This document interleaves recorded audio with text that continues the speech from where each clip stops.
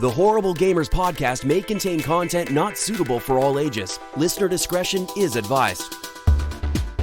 Welcome, ladies and gentlemen, to Horrible Gamers podcast, show number 335, being recorded on December the 25th, 2020. I'm one of your hosts, Jesus Gonzalez, also known as Jesus Walks Out. Today I'm joined by my friend from the West Coast, the best coast, Gunny Chief, Henley Merrill. Welcome back, Gunny. Welcome. Ho, ho, ho. Merry Christmas, everyone. Oh. How are you, buddy? Oh, hello. Yeah. What the fuck? Happy holidays, everyone. It's good to be holidays. here. Yeah. Merry I'm glad Christmas. we record before the end of 2020. Yeah. It's Christmas Day 2020, and from Santa's workshop in Little Ohio, the Mayo is back. What's up, Jesus? And, happy Hi. New Year's. Merry Christmas to everybody. Hello. We got all that snow over here right now. That's why You got that Christmas corn? You got the Christmas corn going? No Christmas corn. Just like 6 inches of Christmas snow, I guess. I thought it was 3 inches. Yeah, it feels like 6. Anyways, welcome to the show. Merry Christmas, Mayo. Merry Christmas to you and yours. To you guys. And Merry Christmas to all the listeners. Happy holidays. If you do not celebrate Christmas, well, we still love you. G'day. We still love you. Don't worry about it. Meowma. Anyways, you can follow us on Twitter, _Horrible Gamers. You can leave us a review on iTunes, on Google Podcast, on all that stuff. Stitch your thumbs up. Horrible Gamers Podcast Community is a close group on Facebook that is our community group for the people that listen to the show like yourself. You can go and join this group, answer simple few questions that we ask just to make sure you're not a bot, and pretty much we let you in. Also, you can support the show by heading on over to Patreon at patreon.com/horrible gamers, like our friends have, such as Michael Sitch. Merry Christmas, Michael. And Jason Sams, Robert Noble, Sean Patrick, Chad, Brandon Willier, Vader Holic, The Commandalorian, Natives Lives Matter. Did I just call him The Commandalorian? It's just Commandalorian. I've been watching too much of The Mandalorian that now he is The Commandalorian. The one. I've been watching too much Mandalorian. It has to put the in front of that now. Native Lives Matter. In the M, Jesse Kraft, Pork Chop Poo, the Mayo. Thank you, Mayo. Merry Christmas, Mayo.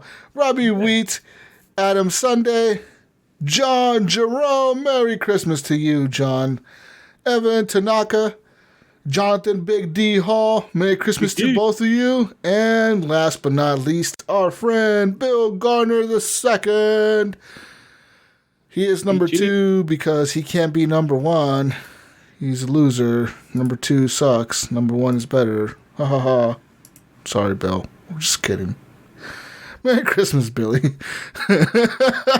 Yeah! Merry Christmas to all of you and happy holidays. You know what? Speaking of holidays, guys, there must have been some Christmas gifts unwrapped today or last night. A few. I hope that there was a lot of acrylic blocks on, unwrapped. That's what I was hoping for, a Christmas miracle that every child in America would receive a stimulus acrylic block. But I'm not sure. Gunny Jr., did you get your acrylic block? Did he get an acrylic block? Under the tree? No acrylic. A what now? Oh, sorry, that's Gunny Jr. This is Gunny Jr. here, guys. Merry Christmas, Gunny Jr. Y'all forget about me? This sounds like Gunny's... Sorry. This sounds Merry like Christmas. Gunny's dad. This guy's like 7 foot tall over here. Yeah, meet Gunny's father, guys. Hi, Dad. Hello, son. This is what it sounds like. Jesus, he does, doesn't he? We were on a call with like a family member today, and I was like, they were like, "Who's that?" I'm like, "That's my dad." He's like 7 foot tall. Yeah. Crazy, 6'5". Yeah, anyways, welcome to the show, Gunny Jr. But he's muted. He's in the background. He's doing his thing over there. We are... What the fuck was that? Where the fuck was I at? Redbubble. Oh, we're at Redbubble. Acrylic blocks everywhere. Acrylic blocks everywhere. Yeah, you can join. You don't have to join. You can just go over to redbubble.com, search for Horrible Gamers Podcast, and find somebody wearing our shirt. Or you'll probably see the acrylic block being featured. Most likely that. Because everyone searches for that. I don't know why. It seems to get all the press. So, but there's also shirts available for men and women and them. If you're a them, you can buy a shirt for yourself as well. There's shirts of all shapes and sizes, as well as sweaters, hoodies, blankets, acrylic blocks, some socks, maybe some clocks, and I know for sure there's coasters. There's no posters, and there should be some toasters, but there is no toasters as well. I think they have, I don't know if it's a new thing this year. I know my daughter ordered stuff, so they have tapestries also. Oh, a tapestry. What the fuck is a tapestry? Dude, Jesus, let me tell you something. What's a tapestry? Okay, Kyle, I'm a boomer, Kyle. What do we call them? What the fuck's a tapestry? A millennial? I think it is, right? Yeah. And let me tell you something, millennial. It's a millennial. It's a millennial. Right. Thank you for the clarification. Yes. And we got a fact checker on the show, guys. Thank you. So yes, those used to be a thing back in the 90s, Mr. Young Jesus, and we had them all over our walls, whether it was something from like the rock and roll area, like Pantera and Slayer and Metallica. Dude, and then what you would do, Jesus? Oh, you mean like the blankets you hang on the wall? Yes. Pretty much. Yeah. Hanging blankets, okay. I like it. Okay, the blankets you hang on the... You guys should have just said that, guys. But you know what we had? We had Mayo over here using big words for me, and my daughter bought we had those lights, man. we had those lights, man, whether it was red or purple. Yeah, I'm looking at them right now. There's like glow in the dark ones and shit. They were nice. I never had them myself personally, but this is what you'd find in Jonathan Hall's house with this fucking drugs everywhere. Exactly. Bongs everywhere and fucking tapestries all over the wall.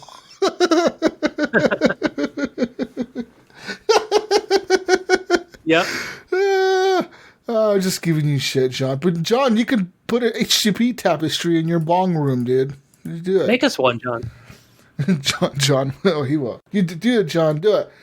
Anyways, you can go get yourself some gear over at Redbubble. God, that took forever. Let's move on here. You can head on over to Stitcher.com and sign up for a premium account. And then you'd be wondering, why the fuck do I want a premium Stitcher account? And I know that they told me not to swear on their ad, but I don't care. Let me tell you why you want a Stitcher premium account, Mayo. Okay, why? Because you get access to ad-free listening as well as premium exclusive shows and so much more. You get access to like exclusive shows that are only available on Stitcher, and like they have partnerships with like certain what do you call those networks, I guess. Yep. So like for example, they have like a partnership with like all the Marvel people. So like the Marvel podcasts are exclusive to Stitcher, I'm pretty sure. Because there's a bunch of... I don't know if you know this, Mayo, but there's like Marvel podcasts now, I guess. I've noticed that. Yeah. And they're like actual like stories based on Marvel characters, but I'm not sure if they're canon or like if they're part of some comic series. I don't know. I don't know this nerd stuff, guys. But I know that there's stories of Marvel in podcast form, and they're available on Stitcher, as well as the Wondery Network is available on there. And there's so much more. There's like true crime podcasts that are available on there that are super fucking cool, that I enjoy a lot. So get yourself some Stitcher Premium. It only costs $4.99 a month, or you could sign up for a year and get yourself a subscription for only $34.99 a year. But wait, so there's more. Sign up using promo code HorribleGamers and get yourself a free month of Stitcher Premium. Whether you sign up for a month-to-month subscription or a yearly subscription, you get yourself a free month of Stitcher Premium using promo code HorribleGamers, all caps, no spaces. Thank you, Stitcher. We love you, and our listeners hopefully love you too. Now, let's go and thank our friend for the intro and outro music to the podcast. First off, I want to thank Father and Twistix for Breakout being the intro song to the show for the longest time. I mean, that thing was on our podcast for years. Shout out to Broke for Free, Night Owl, for the outro music to the podcast. They've been around since we started the podcast pretty much. So 6-7 years now. And thank you to Ricky Alfaras for the music he's provided to the show. And thank you to MechMod as well. Thank you to different other artists out there on YouTube and music that we've used throughout the show for the last 7 years. Thanks to all of you. We love you all. And anyways, let's get to what we've been playing. You know, it's a Christmas special, guys. It's a Christmas miracle. We're all here. Christmas miracle, Mayo. It does feel like a Christmas miracle that we were all able to get together and record. Yeah. So we're here. We're here to record for you. Now let's talk about what we've been playing this week. And guys, I've been playing a game that you all know that I've been playing. I've been playing Cyberpunk. Oh, geez, I thought you was going somewhere else with that one. No. I've been playing Cyberpunk. Let's get to it, guys. So, Cyberpunk. I beat Cyberpunk. Okay. So are you ready for another playthrough already?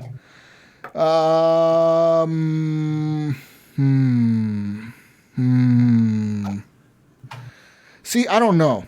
So last night, was it the night before or last night, I got to this mission in the game, and I knew it was the end of the game, because it said right there, like, hey, this is like a no return, like point of no return, like you better wrap up whatever side quests you haven't done yet, or whatever storylines you got open. You should probably wrap those up before you like proceed to this mission, because you won't be able to do any more side quests after you enter this building.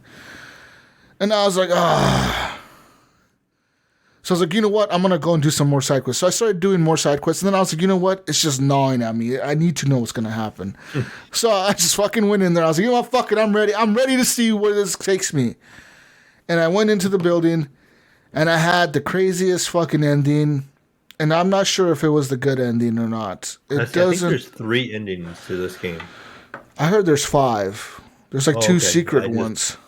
Okay. Yeah. I know there's 2 main ones, and there's like another one, and there's like 2 secret endings to the game. Because I know the game probably would have ended for me in the middle of this like hours ago when...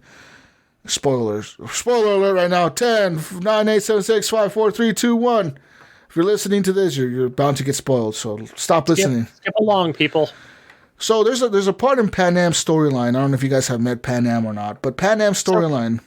I heard about it on a podcast talking about how this could impact some of the storyline and how you could possibly, like, almost... Well, so this is what I heard. That is that if you talk to her and you talk about money, then she will walk away and you'll never hear from her again. Okay, but no, I didn't do that. So yeah, this game does have consequences for your actions. Like I told you guys in the past, you can fail side quests, and you can like straight up fail a side quest, and the side quest will just fail. Like I told you about that one guy I got killed that I had to escort from like Chinatown to like Japantown or some other part of the city, and he got fucking shot as I was carrying him out.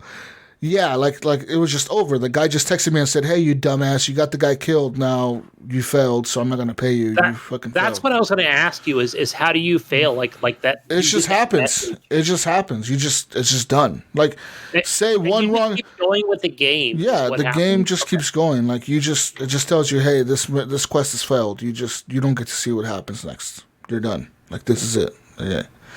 So.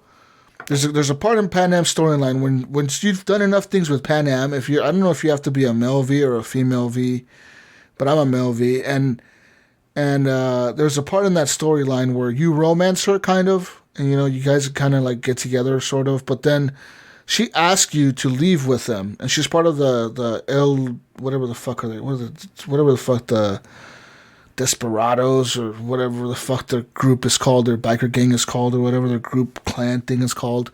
Anyways, she tells you that they're leaving. They're leaving like out of state. Like they're leaving that state. They're leaving California. They're going somewhere else because they're tired of dealing with Militech and Arasaka Corporation, biotech, and all those companies. Going to Tokyo. And she asks you, well, no, they're in America, Gunny. They're not going to Tokyo. They're like broke-ass fucking hippies living in the desert. But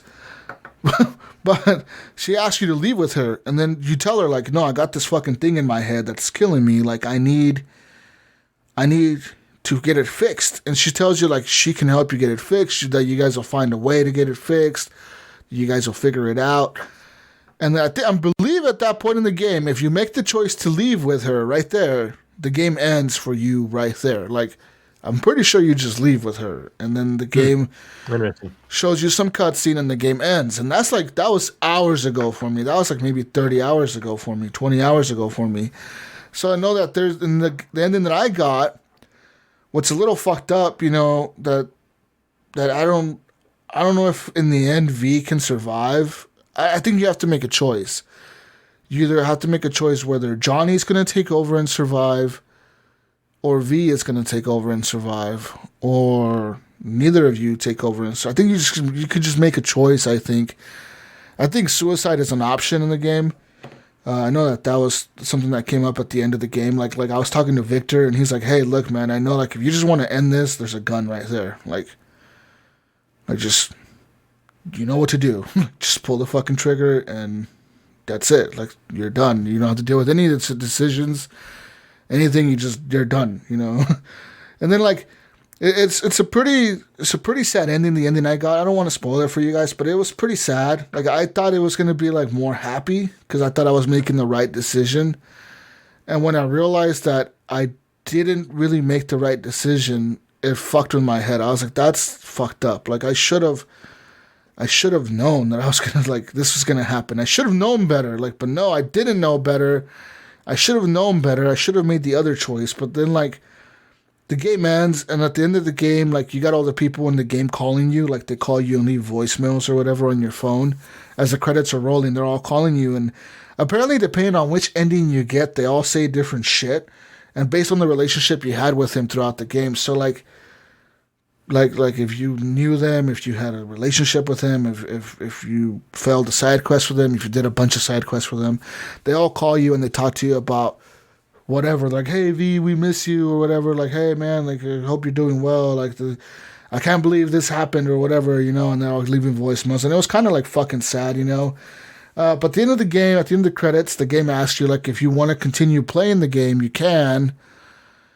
And it kind of kicks you back, like it auto saves right before that last mission, and it'll kick you back to that point, and it'll tell you, like, okay, you can continue and do the side quests or whatever.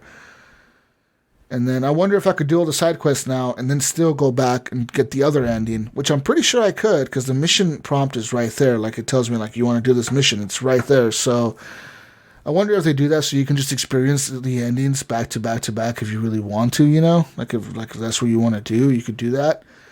But yeah, it was a little fucking weird, man. Like the game is really well done. Like, I like the story a lot. The whole thing about, you know, like, cheating death and all that is kind of fucking crazy to me. Like, you know, like, that was kind of like whoa, like, this is wild, like fucking nuts. But all that was cool, and I really enjoyed all the side quests that I played. And I know that there was a few side quests that, like, I don't know if I failed them or I never, like, got to them, because I know there's a lot of side content in this game that I just missed. So I'm gonna go back and try to do as much side quest as I can.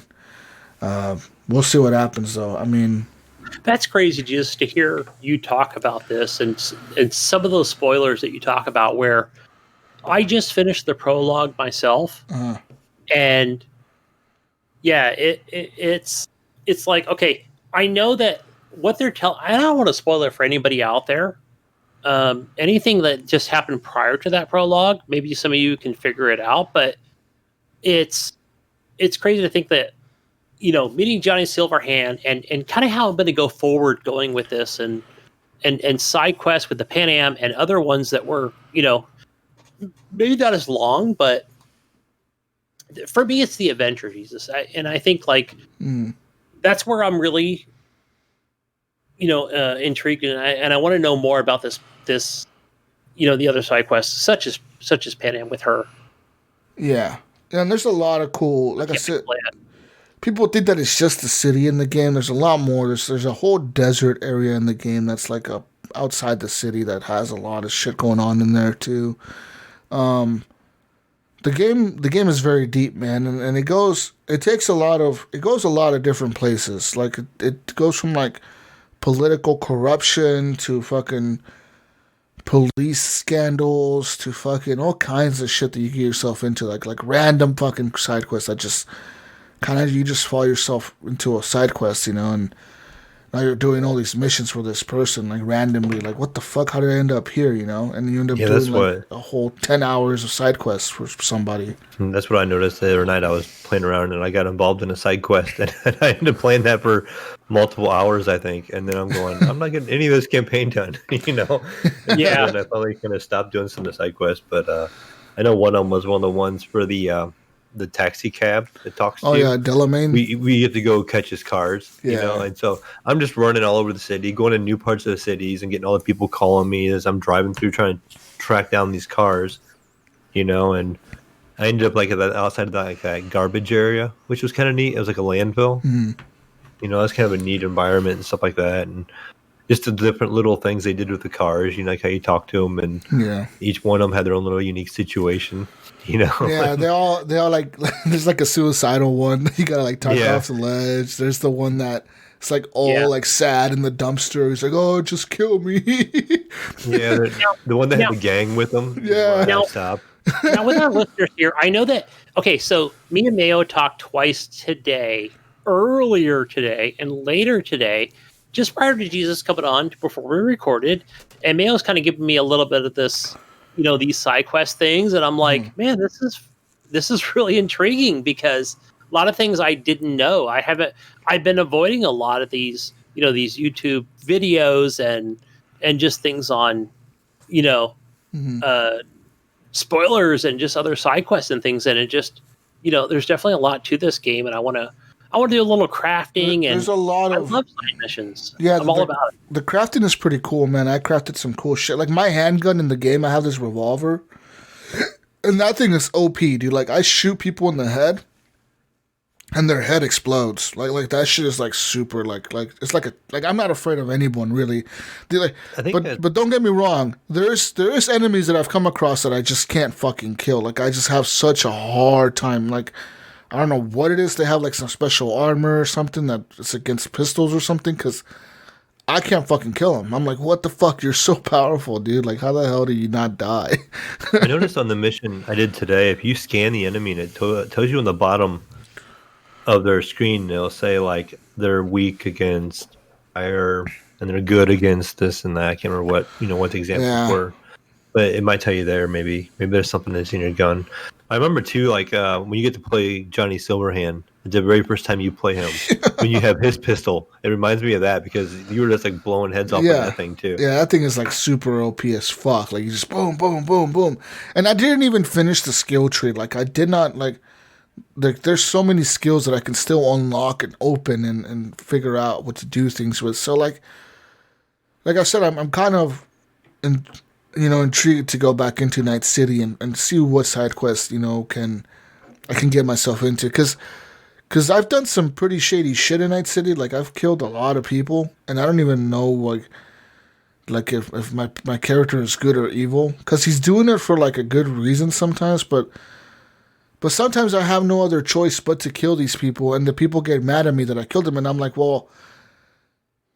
I had no choice. Like I had to kill that person. I had no other option. Like, and the thing is, like, I don't know if you guys know this, but like when you kill somebody in the game, say you fighting this guy that's like a fucking cybernetic fucking asshole, and you take him out and their health bar goes to 0 and they fall to the ground, they're not dead. They're like kind of incapacitated, and you've beat them, and you can just walk away. But also, you can shoot them in the head or, like, shoot them in the chest and finish them off and kill them.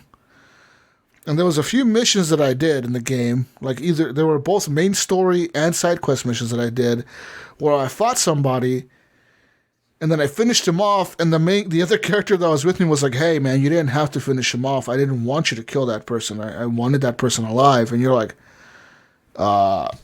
well, sorry. Like, I shot him in the head. Like, my bad. You should have told me that before, you know? And it's like, I did tell you before. Like, you shouldn't have killed him. And I was like, oh, well, fuck. I should have paid more attention, you know? And I'm like, I had no choice. The dude was attacking me, but the truth is, like, he was just on the ground, kind of like beat up already, and I just finished him off. So, like, the game does make you do some pretty crazy decisions at times. And, like, I gotta say, though, the ending, man, was super, fucking interesting, the way the game ended for me. I was like, I never really expected it to go to this.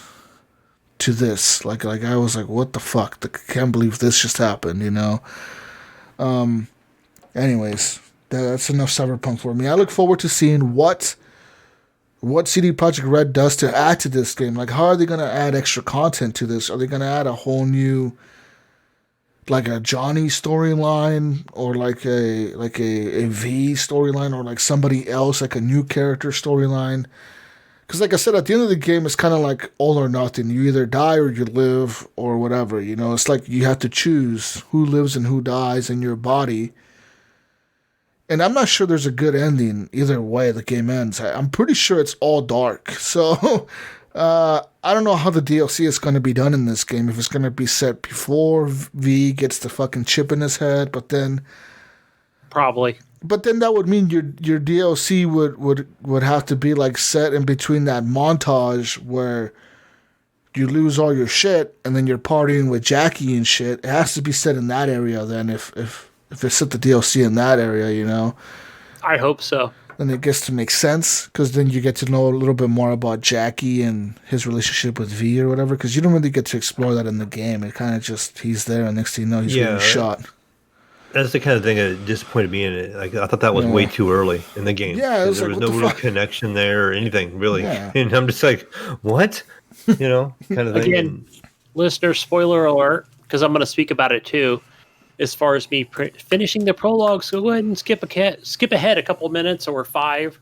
Yeah, and that is something that me and Mayo were talking about earlier, Jesus, when you were playing COD, is that Jackie... I almost knew, like, I fucking knew, like, okay, he's going to die, like, because, you know, Mayo, go ahead and explain why you didn't think he was going to live. You were telling me about it earlier. Oh, yeah. So what I was telling Gunny earlier is, you know, you've seen all this Cyberpunk, like, toys in the GameStop stores, and you've seen, like, little figurines and this and that, but you never see much about Jackie as a character that I have seen.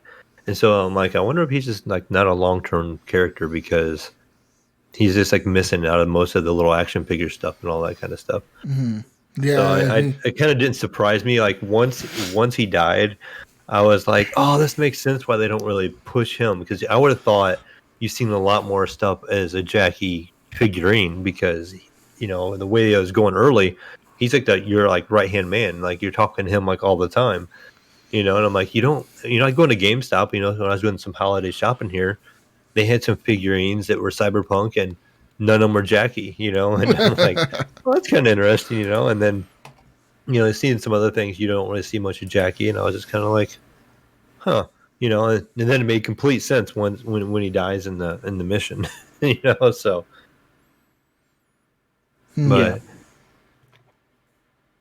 yeah, I'm enjoying it so far. Like I said, Jesus, I know you got through it, and I haven't been able to grind through it because of work and all that stuff. But I'm further than Gunny, and you know, I haven't gotten through it yet. But I just been enjoying those side missions and just getting lost. You know, doing that whatever job I get put on, just going out there and just doing things. And sometimes I'm like, oh, I don't know if I should be here doing this yet. Like the danger level is like extremely high or something like that on the mission listing. Yeah, going, yeah. Maybe I should level up a little bit before I attempt this stuff, you know. But sometimes I'm in there fighting my way through it.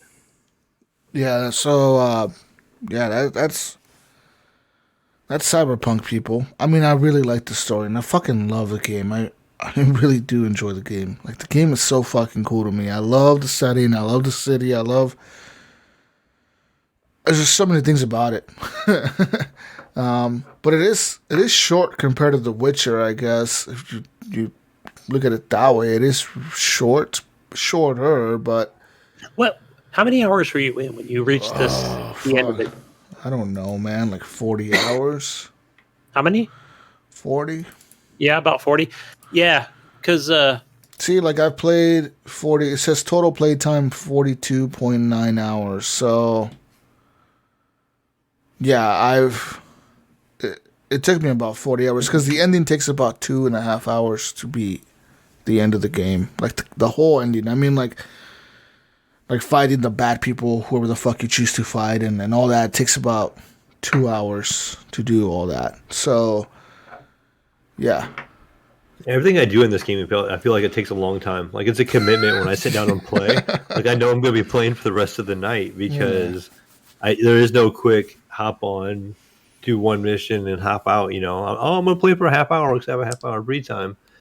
There is none of that. Like you get in and you're playing for a while, or something's long and involved. They give you a lot of dialogue in there too. At times, there's a lot of things happening. Even in the side quests, it's long it can be involved, which is pretty neat. I'm really enjoying this game a lot. So yeah, me too. Like I said, I just finished the prologue. I'm in the epilogue now, and so as far as the epilogue goes, I feel like it's definitely like in a movie type situation, which I really do enjoy. Where I've met Johnny Silverhand, and it might be where, for example, and I was telling Melly earlier where, again, a spoiler alert, Johnny Silverhand's there, and he's kind of got his foot on the wall, and he's banging his head on the wall itself, but not hard. But he's just like, "Hey, man, I'm in your head, man." And you're just like, "No, fuck you. You're not here. I'm taking my pills." And before you know it, you're on the ground, you're crawling, and again, playing on console, guys, Xbox Series S. Mm-hmm. It's very quick loading times as far as it goes, and it's almost it's there. I'm with it. I'm involved, and you're crawling for your pills. You're trying to get to your pills. Again, it's another loading screen, but it's quick. It's fast. So if you're on the X and the Xbox One X and the PS5, probably I assume it's going the same way for those on PlayStation 5. I hope. And it's kind of going through these quick sequences of just how it kind of plays out in a movie. And that's something, as you listeners know, that I really enjoy as far as an action game. And I'm sticking with it, and I'm really enjoying it. Playing on the Xbox Series S. Good story. Nice. Not a lot of glitches or anything for you? No. So far? Okay, so the only glitches I see that I've heard, like in podcasts, again, as a truck driver, it's the ones that I know about that I see. For example, where you might see what do you call it? Like almost like a tablet, and it'll be floating. Or okay, so when I'm in the elevator with Jackie, and we're kind of going through that. We talked about it, guys, in our own little private chat about going through the hotel sequence with Jackie. And so what's happening with me in that is that the dialogue that I kind of say to Jackie will just stay with the whole mission. But again, it's at the bottom, so it's not super noticeable. Where it'll say, "Hey, Jackie, I got a key card to get us to the bottom floor, to get out of here." And that'll kind of stay with me until the next dialogue that V says. And because I keep looking down, I'm like, oh, okay, I kind of see it's glitched, but it's not something that's game breaking or that it's taking me out of it. It's just there, right? So it's not terrible. I'm with it. I'm involved. I feel like the second update to the consoles with the PlayStation Network and with the Xbox family of consoles is, again, playing on, the Series X, it's not game breaking. Knock on wood. That's good to hear, because, it's unfortunate, in my opinion, all the bad press that this game is getting. So, yeah, and we'll talk about that later. Yeah. As far as like, CDPR and everything else involved in the news. as far as glitches and game-breaking bugs and lawsuits and everything else involved with the game. So, but as far as PC, I've heard really good things. That the game's playable and you can finish it from beginning to end. And everybody's experiencing glitches. That's kind of a thing, right? Until they get things going. We got a community question later on as well. But as far as the glitches go, for me, in my opinion, there's nothing that I've seen that hasn't happened in Bethesda games. Like, even The Witcher 3, when you think of The Witcher 3, excuse me, it had a lot of glitches, dude, when it first came out. It is nothing like what it is now. So I have faith in CD Projekt Red going in and fixing the game. But yeah, I don't. The glitches they're there, but they're not extremely game breaking. Like there was one on the PC that they kind of did a hot fix for this week, which was that was kind of game breaking. That was the save file being larger than 8 megabytes. It would corrupt your save file.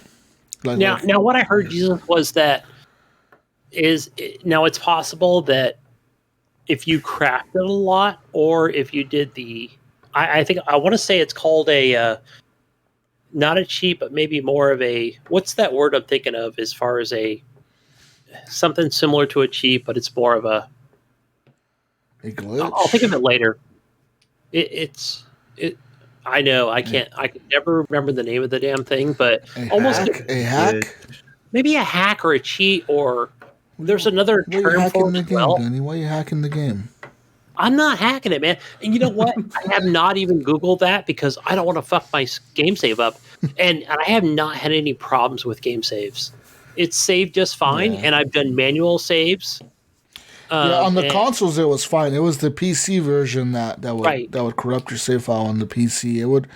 It would somehow get the save file would get too big, and then when you would launch the game and go into the continue, it was just corrupted, and then you would have to restart the game all over. Which I got lucky there because I had lots of save files. I mean, I was manually saving in different times, and I would pull up, and it had like a whole list, and I'm like, I don't normally have that many save files in games. I usually don't do that, but I just didn't mess with it because it just kept adding one on top of the other one. So I'm like, I'm just gonna keep adding to it, Kind of like a Witcher 3 type situation. It looks similar. Where I currently have 6. I have not tried to load up like all 6 different ones, but again, they're all manual saves. But again, on a console, I know on PlayStation and Xbox it works similar as far as like how a cloud works, and there are those auto saves, and so far so good. I literally no issues kind of going back in, keeping my game in that solid state drive and loading back up, and it's been, hey, let's continue, let's go, and I'm ready to go, and it's been flawless as far as a game save goes. Yeah. Other than that, though, the game was incredible, and I totally recommend it to anyone that to just play this fucking game. It's so fucking good, dude. Mm-hmm. But I look forward to seeing what other side quests I can get myself into and other shit I can do. I know there's different romance options in the game. Pan Am is one of them. I know Judy, the tattooed chick you meet at that club with that one lady, that lady. Is that the one you meet early on? Where she's smoking a cigarette and she's kind of telling you about how you can get involved more. She's the one that does the plugs you in. The brain dance. Yeah. Her. Okay. The Asian chick. Her. She's wearing like the overalls or whatever. Yes. And then, so I know she's a romance option. I know there's male romance options that are out there. I'm not sure who you can romance with. Maybe the cop. I know I talked to this cop guy, but I don't know if he would be a romance option. Maybe he would be for a female V or something. I wonder if his sister was a romance option, because like there was a side quest I did with him where like I had to go have dinner with him and his family or something. And like his sister was like sort of hitting on V or something, and I was like, this is, where the fuck is this going? Like what the hell? How do I respond to these answers, these questions, right? So I just kept kind of rolling with it, to see if anything happened. And then like nothing really happened in that situation, because he was like, okay, we gotta go. Like he kind of like pulled me out of the dinner table or whatever. And then like later on, he called me and told me his sister was asking about me, and I was like, I wonder if I go back there and try to talk to her, if like some kind of romance options would open up. I don't know. I gotta explore my options, guys. We'll see what Night City has to hold for us in store. Because that game, man, there's so much shit you can do in the game, and so much different hidden stuff you can find. There's a lot of secrets in the game. You know Hideo Kojima's in the game? No, I didn't know that. I have heard that. Yeah, he's in the club. He's chilling with like a bunch of fucking hot chicks in the club. He's just sitting there. Nice. Also, Elon Musk is in the game as well. Elon Musk is in the game. Yeah, he Launching rockets. he's one of the people you see in the very beginning if you play as the corpo guy in the corporate building. He's in there. What else? And there's a few other like Easter eggs they've kind of put into the game. They've put if you ever played Grand Theft Auto San Andreas, CJ's neighborhood, Grove Street or whatever, like the little roundabout, it's like a little dead end roundabout where his house is. There's a part in the game where you can find that neighborhood, and it looks just like the Grand Theft Auto neighborhood, like, but it's obviously in Cyberpunk. Nice. It looks kind of futuristic, but like, they have the same, like the NPC standing in the same spots as in that game. Like it all kind of looks the same. You could totally tell it's like this is Grove Street, motherfucker, and it's kind of in the ghetto in the game, and it's fucking hilarious. But other than that, man, yeah, I've been having a good time with Cyberpunk. I don't know if you guys have One thing I anything know to I add. thought was really neat was probably like one of the original little Easter eggs was there's a mission on The Witcher where it mentions Cyberpunk. I don't remember the exact details on it, but they mentioned about going to Night City, the one person. Yeah, and there was another thing, Mayo, where I'm trying to think of where the hell I was in the prologue, and it might have been kind of towards that hotel mission with Jackie. Oh, I think that's exactly where it was, and where like you're trying to escape, and it starts playing that musical instrument. I have no idea what the hell the name of it is, but it's like, oh, is this the Witcher music? This is cool. Oh yeah, Is that it? Yeah, that was cool. Back in he said it's back in the early on the Witcher game. There's a mission where she goes to the future, and she has this vision of the future, and she goes to Night City, and they make reference to Cyberpunk. Oh yeah, I saw that on the one of the tweets. Okay. Yeah, so that was kind of neat how they were able to throw that in. And I guess there is some Witcher stuff like in the I guess some magazines and stuff reference The Witcher if you can find that kind of stuff laying around. And I'm not sure what author it was off the top of my head, but yeah, so yeah, lots of different Easter eggs we can find, I guess. I actually Googled it real quick, and PC Gamer has an article on it talking about all the the Easter eggs. I'm not gonna go through them all now because I don't want to spoil it for people, but so it was enough to have an article come up from PC Gamer about all the Easter eggs that are involved. So yeah, I didn't click on it myself because I was like, oh, I'm gonna kind of wait and kind of see if I run into one of them. But some I may know and may not know. But yeah, there was some of the again with similar style music, and I thought that was cool. Again, not an Easter egg, but it was like, okay, very noticeable. Mm-hmm. But yeah, I like I see the flow of this game, and it's going good. I'll say that. Yeah, like I said, I can't get enough of it. It's all I want to play right now. It's pretty much like this is the only game I want to dive right into right now, and I've been going further a little bit here. Actually, Gunny, I can talk about it now. Is I bought myself a new TV this week for Christmas. Hey, so you bought a new RCA TV, right? One of those old RCA style. TVs. They're back again and they're ready to go, and back in style. The old RCAs. This is the big tube, right? This is the big tube TV that's making a comeback. Why don't you tell us more about this big tube TV? Yeah. So I ended up buying myself one of those fancy smancy LG OLEDs, with the CW models, the 65-inch.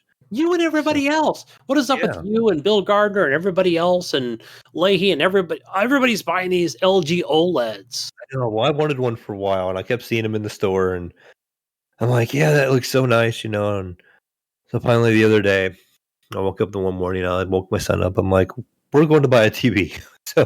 So Best Buy had it on sale actually. So I was able to go and pick it up at Best Buy, and I think I had it set up in less than an hour once I got it back to the apartment, and Nice. I had it mounted on my mount. I had the old TV down and everything, and didn't take any time at all. So Now tell us about the old TV. Was that a 1080p?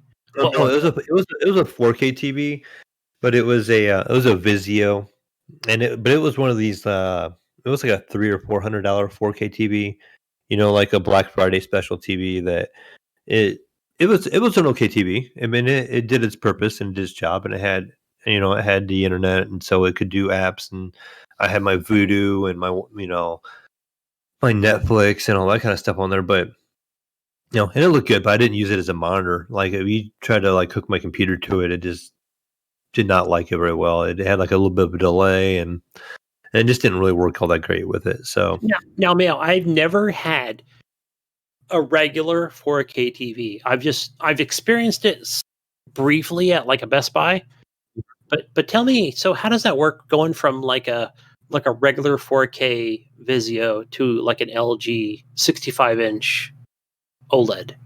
the OLED is huge, man. I can't believe how much different the OLED make things. Like it makes the black is black and the whites are white. They say it has an infinite contrast ratio, but it's just I have a lot of stuff on Voodoo, a lot of movies on Voodoo, and so I'm like, I'm gonna check out some of these movies. So I on the demo in the store they had the movie Gemini Man from Will Smith, and it looks so good. I'm like, wow, that looks so crystal clear. You can see like their fingerprints on a sniper shot. And I'm like, wow, that's just insane how clear it is. It's like you're on the set. And I'm like, it can't look like that. At home.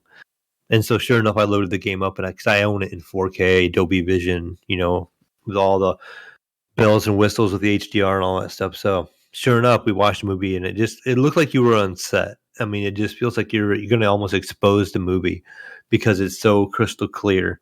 And I'm like, it almost feels like I'm just sitting right there watching it, and I'm gonna see a prop because it's not supposed to look that clear, And so I found myself buying like multiple movies this week and watching them on it. But the thing is crazy. Like one thing did really surprise me though was how heavy it was. My old TV was really light, and this thing weighs a lot more than what I anticipated, especially as thin as it is. This thing is probably what, Gunny? I don't know if yours is the same way, but it's probably quarter-inch thick maximum. But you're muted over, Gunny. I'm sorry. The wife's telling me dinner's going to be ready in 10 minutes. So with my Sony TV, so it does have that like it's very thin, but it does have that like kind of back that lower back to it to where it does kind of stick out just a teeny bit as far as like for your peripherals for your your HDMI cables go and everything. So yeah, and that's what mine was, but it just feels so thin. But I just could not believe, like I said, when I mounted it, how heavy it was. It took the two of us because it was a 65-inch anyways, because just the width of the TV. yeah. But it's probably, I think I looked it up online, and I want to say, I don't remember what the number was now, but I want to say it's close to like 40 or 50 pounds. Wow. Yeah. So okay. So going into the fact that my new house is ready to go. It's close. Mm-hmm. We're talking less than 2 months. We order the furniture. That's going to take 2 months due to COVID. Laying down carpets and everything else, and the fact that I should probably start ordering TVs for it, and kind of figuring out how do I want to go forward with, and it'll probably be with like an LG or a Sony. Yeah, because I really enjoy the Sony OLEDs. The Sony, they look just as good, same technology and everything, but they're a little more expensive. They're like an extra $400 or $500 for the Sony brand. That was the thing. And it just seemed like to me like the LG had the better options. Like it had the Magic Remote and with Alexa built in and all that kind of stuff. Where the Sony did not have the pointer and stuff built in the remote, which isn't a big deal, I guess. Right. But I think so. As far as the Sony goes, I want to say, since I bought this thing, it's almost like you had to buy this extra camera that that was optional that you could buy to get the pointer. And I thought, okay, that's weird. Yeah, Where it is I weird. think LG kind of had it built into the remote. And some of the setup in this is neat. Like you can do an audio setup where it has intelligent audio, so it will actually, if you go into the settings, you can the remote has a microphone in it, and the TV will play the audio, and the remote will listen to it, and it can adjust your audio what it thinks is correct and for your room and for your situation, which is really neat. So, but I mean, it sounds good, and it's enjoyable. I ended up unhooking my PC, through Jesus' suggestion. I know he's kind of stepped out for a second, but I unhooked my PC and took it and plugged it into the OLED. And it was a little bit of a task. It was probably a 20 or 30-minute task because all my wires are tucked away and cable tied up underneath the desk and all that stuff. So I went ahead and unhooked all that and drug it in there and hooked it up, and it looked good. It looks really good on the OLED, with HDR, and I turned ray tracing and everything on, and the game drops down to like 30 frames with max settings, ray tracing, and everything on the OLED. So that I'm over here. technology is just not quite there. Jesus wanted me to try to play it that way to see it, and I did. I jumped on just to watch it and to see, and then I seen 30 frames, and I was like, okay, okay, we're gonna turn ray tracing off. We're gonna do a few other things here, and then. There's one other thing I want to mention, Mayo, and Jesus is welcome back, Jesus, and that is that now playing Cyberpunk 2077 on my OLED, my Sony OLED, my 54, 55-inch, whatever it is, and playing that at launch, and even with that first hotfix or whatever they want to call it, it looked good, and I assume it's probably playing in that 60. And again, I'm playing on True Motion, which kind of bumps it a little bit to kind of give me that illusion of the eye that it's playing in that 60. There was something wrong with the movement, and I was telling Gunny Jr. that I'm like, there's something just not quite there. Like the movement feels weird, and it's got and whatever the second hotfix was, that I think it came like midweek this week, and that seemed to kind of cure it. Like maybe it's kind of getting that close to 60 FPS on my OLED, my Sony OLED TV. Because I was under the impression that hotfix, the new one, wasn't really for much on the consoles. It was just improved stability, and that pretty much would cause less crashing. That's weird, because I definitely felt like it definitely helped. Like, especially maybe they're not listing everything they're fixing on the hotfixes, because I know for the PC specific, it says the only thing that they did with the PC was remove the 8 megabyte save file size limit, and they said that won't fix if your files were corrupted before the update. And then it said for Quest, it says Dum Dum will no longer go missing from Toten 10's entrance during second conflict. See, I never even did that quest, so I don't even know what that means. Yeah. It's weird. Like, who knows? Maybe it could have been I could have been tired earlier that week, and again, playing on a larger TV and just kind of coming back to it. But for me, man, the sweet spot Mayo is playing it on my OLED at 60 frames in 4K, with performance on DLSS. I think I could have it at balance if I lower some settings, such as like shadows. I know shadows, if you lower them, they really help a lot. Volumetric fog, you can lower that too. You have to turn off ray tracing. If you have ray tracing on, there's just no way you're gonna get 60, dude. I can't remember what I did exactly, but what I know I turned off ray tracing. I think I left the shadows and all that on, but I also turned on VSync, which I don't do very often. I had it sync with the TV because I knew I was gonna get real high frame rate anyways, and I don't know all the details on this TV because it's still really new to me yet. I know it's capable of doing of 120 FPS, hertz, whatever you want to call it. But I don't know if it's capable of doing 120 in 4K, or if it was because I was only getting 60. What TV is it? It's the new LG OLED CX 65-inch model. Okay, so I think to get the 120 frames enabled on your TV, you have to go into display settings and then advanced display settings. And then in there, it should let you adjust the hertz, like the refresh rate. And I'm pretty sure there you have to enable it to 120. Whatever's I didn't available. know. I didn't dig hard into it. I went to my desktop because I had my PC hooked to it before I launched the game. Yeah. And, it was treating it like a monitor. And on the monitor settings, it was set at 60, and it wouldn't let me change it. So I knew it would be something in the TV, but I'm like, oh, maybe it's only 120 at 1080p. It also... Like It also could be the display that you're using, the port that you're using. Because some TVs, they're very specific about the port that you use.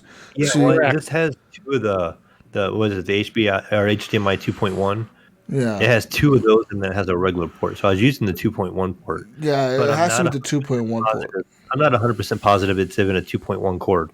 It's the one that came with my Xbox Series or my Xbox One X. So it might be. No. So, and I could be wrong. And I don't know if I have any of those laying around because for my PC, I use DisplayPort. So. Yeah, you would have to. You would have to get yourself a 2.1 cord, I think. Then. Yeah.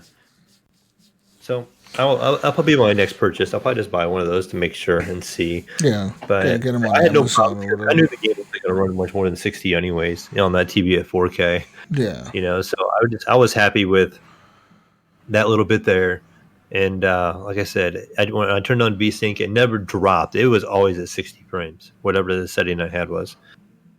Now, on my PC, Jesus, this is kind of unlike me. What I did, I went on my PC, I actually changed my game back to 1080p resolution. And I turned everything to ultra with ray tracing on ultra. And I get like a constant 70 frames, and it still looks really good on my monitor at 1080p with everything turned on.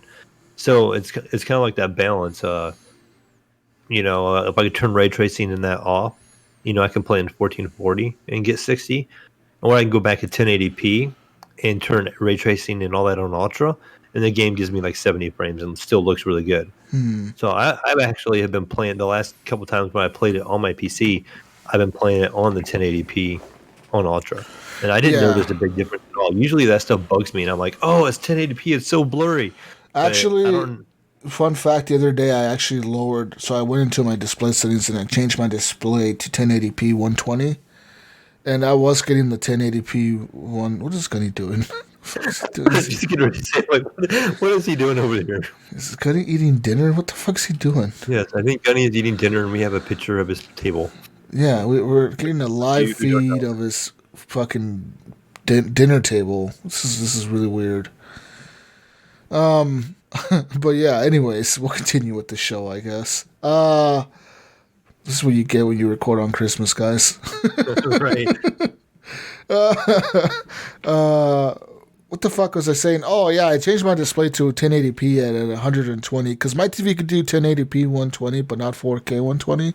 Yours can do 4K 120 and 1080p 120, but I changed mine to 1080p and then I set it to 120 VSync, and it was getting roughly above, most of the time above 70, 80 frames, and then it would sometimes dip into 70, 60, and that's with ray tracing on, though. It would dip back to 60, 56 at most, and then it would keep the display pretty good.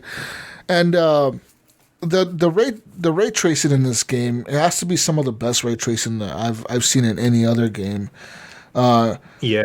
It's because there was this area I was walking in, right? I think it was Japantown, maybe. It was a little market area, and there was a lot of water on the ground, a lot of puddles and shit.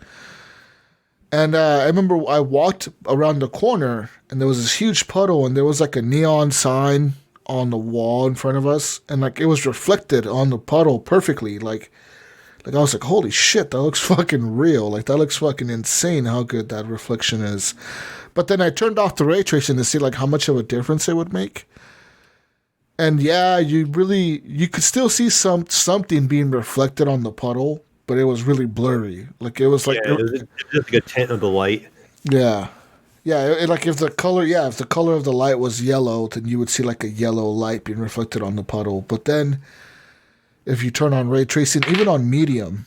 Like, that's where I had it on medium. Because they're saying that if you change it between medium and ultra, it doesn't really do much of a difference. It does hog more performance, but the actual visual difference isn't significant enough to, like, warrant that change, you know?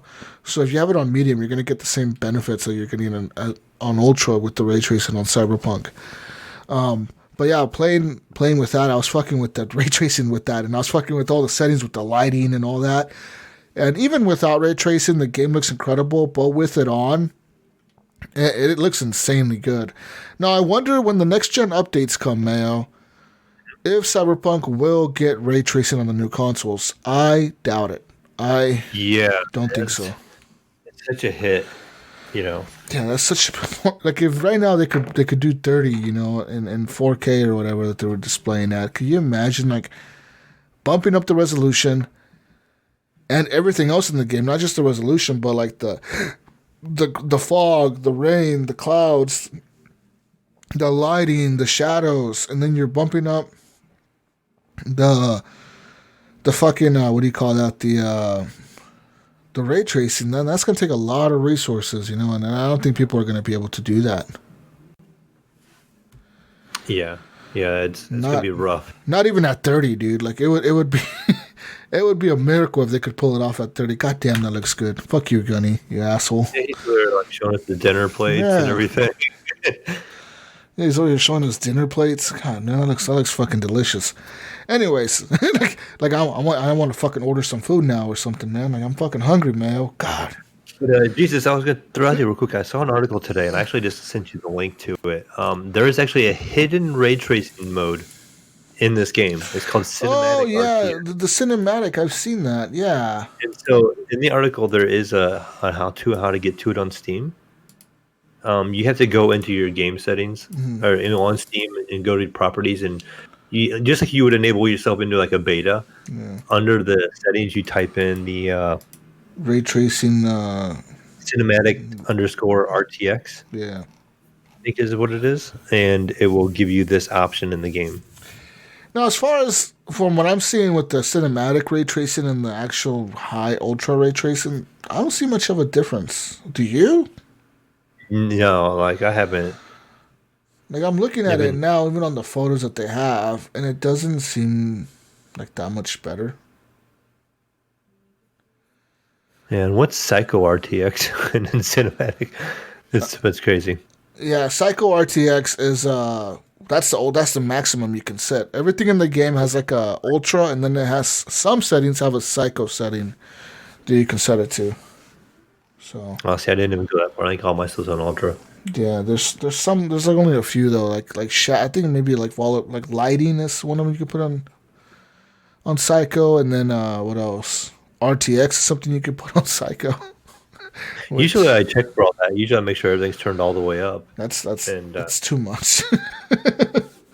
Your PC will be fucking crawling, man. Like my PC, dude. Like, I turned everything to psycho, and like the shit was like, oh, we could do this at like 26 frames. Is that what you want, Jesus? You want 26 frames?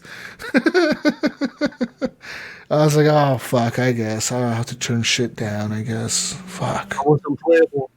Isn't it? Yeah. And I remember back in the young Jesus day when he would be on the podcast talking about, you'll see the difference between 30 frames and anything past 60 or whatever, but, you know.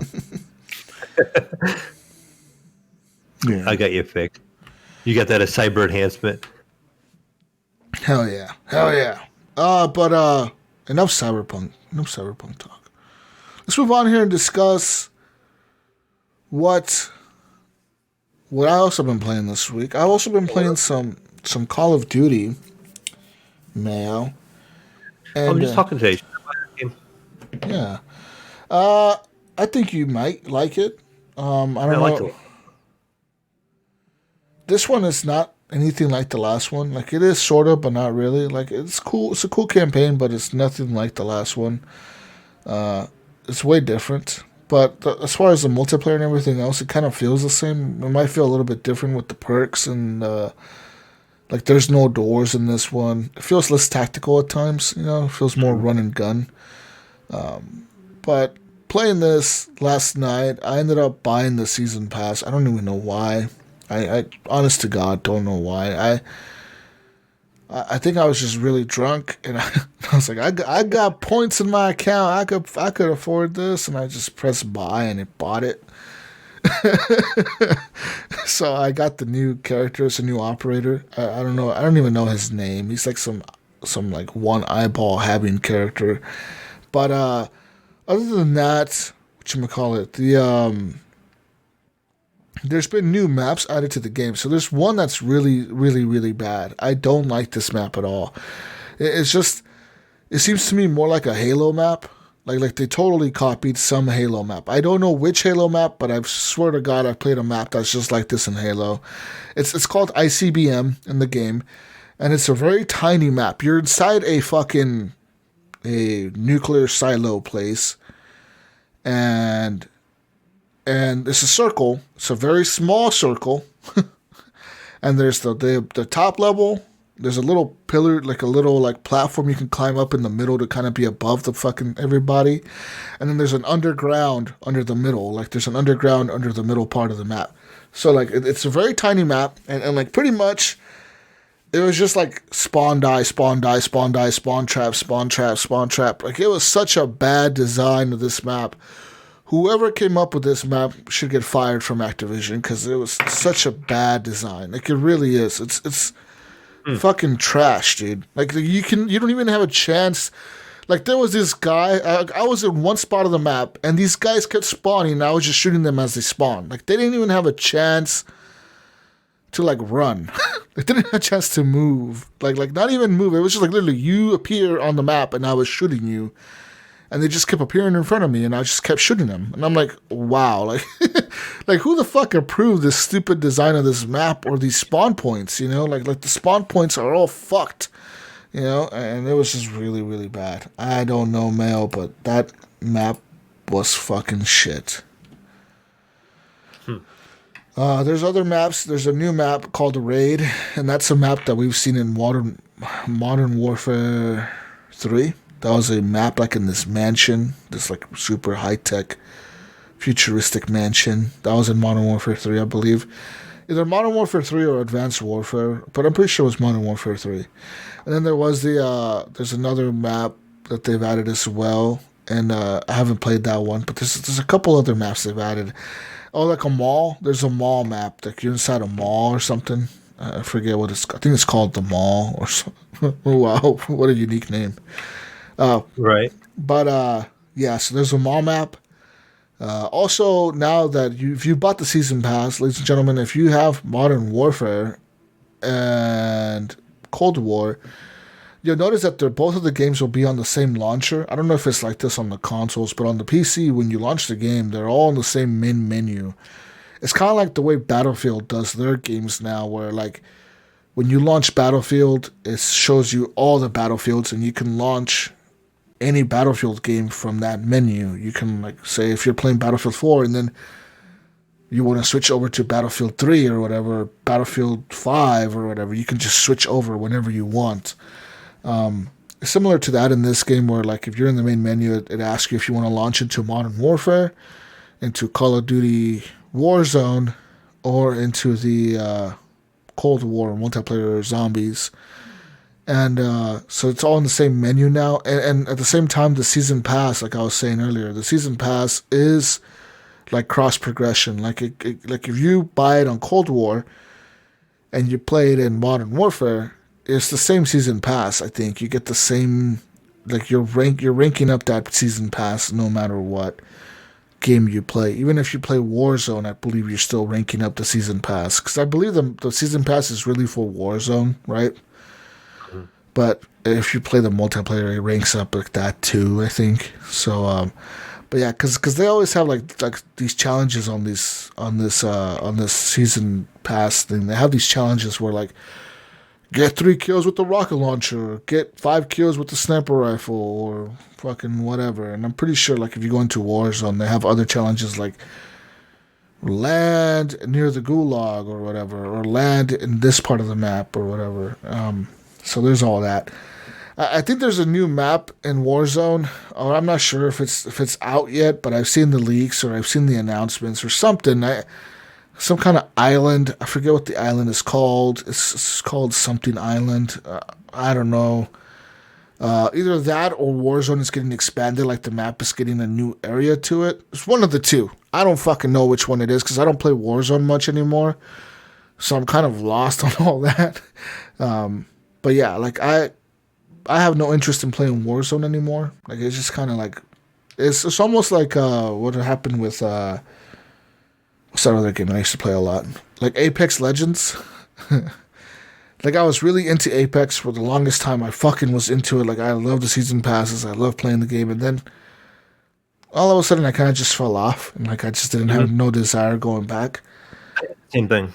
And that's kind of how I feel about Warzone. I have no desire going back to it. Like I see it there, and I'm like, cool, it's there. And I sometimes think, should I just play with like somebody, like? But the thing is, no one's ever on when I'm on, so like, there's no real friends to play with. And I was like, if I play with randoms, will it be as fun? Maybe, maybe not. I don't know. So I kind of decided to put that on the side now, and I won't be playing Warzone anytime soon. Yeah, somebody at my work asked me about what we thought of the new Warzone map, and I'm like, I haven't played it in for a while, and he said it's a really small map. Yeah, it almost reminds me of Sanook from PUBG. Yeah. I gotcha. Yeah, I'm like, I haven't played Warzone in a while. Like, I don't have Call of Duty installed on my PC right now. And I'm like, maybe I'll reinstall Modern Warfare and just play it for a little bit, you know? And I was a little confused, like I said, because on Battle.net, it only lists Call of Duty Warzone on my games, and I'm like, where's my Modern Warfare, you know? And I clicked on the other ones, and it shows, you know, it says for like to buy, you know, Cold War and all that, and the remastered Call of Duty, or the Modern Warfare 2, the remastered one they have on there, but they didn't have my game I owned on there. I'm like, what? Where did my game go? You know? So then I clicked on the download for the Warzone Call of Duty, and it was over 200 gigs. So I'm like, I'm just gonna assume my game is packed in that because that's why it's so large, you know. So, but I was all sorts of confused there for a minute with it. Yeah. Anyway, so there's all that with the Call of Duty side of things. Besides all that, I haven't really played much else. What else did I play this week? I'm trying to think of anything else that I played this week. Really, that has kind of been it, man. Like, I've really just been in Call of Duty land and Cyberpunk land for the last week or two, and I really am enjoying those games. I know that Microsoft Flight Simulator got an update for VR this week, and I kind of want to go back into that and check that out. So, like, apparently now all the planes are in VR, so you can fly. Oh, really? Yeah, you can fly, like, I think all the planes now in VR, so that's cool. I kind of want to check that out. I have it installed, and what else? I'm trying to think. That's really it. I was looking at the Steam sale last night and even today, and there's nothing that I want to buy. Like what's going on right now? Like, there's no games out that I really want. I feel like. I don't know if Cyberpunk has just really just brainwashed me to like want to play Cyberpunk. Like, that game really is like a fucking addicting game. I don't know what it is about it, but I get in, right, and I'm like, okay, I'll do one job, and then like I'm out, right? No, dude. Next thing you know, I've been playing Cyberpunk for the last 2 hours. I'm on this. It's 9 hours later. Yeah, I'm on this fucking random side quest, like I'm doing some random shit about murdering some guy for revenge for this other guy. And then I murder him, and then like, oh, good job. Then I get credits, and I'm like, yeah, fuck yeah, more credits. But I kind of want to upgrade my V because I know there's different cyber upgrades that you can get. One of them is a double jump. One of them is a super sprint, like this like super dash sprint type thing. There's another one that you can get like these little like wrist rocket launcher type things that kind of like the Mandalorian has. You know, like the little things that pop up out of his wrist that go beep, beep, beep, and they like shoot like little missiles. You can get one of those for your character in Cyberpunk. You can get like these eye upgrades for your eyeballs in the game. You can get a bunch of other shit. So I don't know. Should I start the game over, Or should I just continue playing with what I have now? Because they told me that once I beat it, they were like, hey, you get some cool new shit to play with if you go back and play the game still. And I was like, cool. But then I tried to look for it and I couldn't find anything.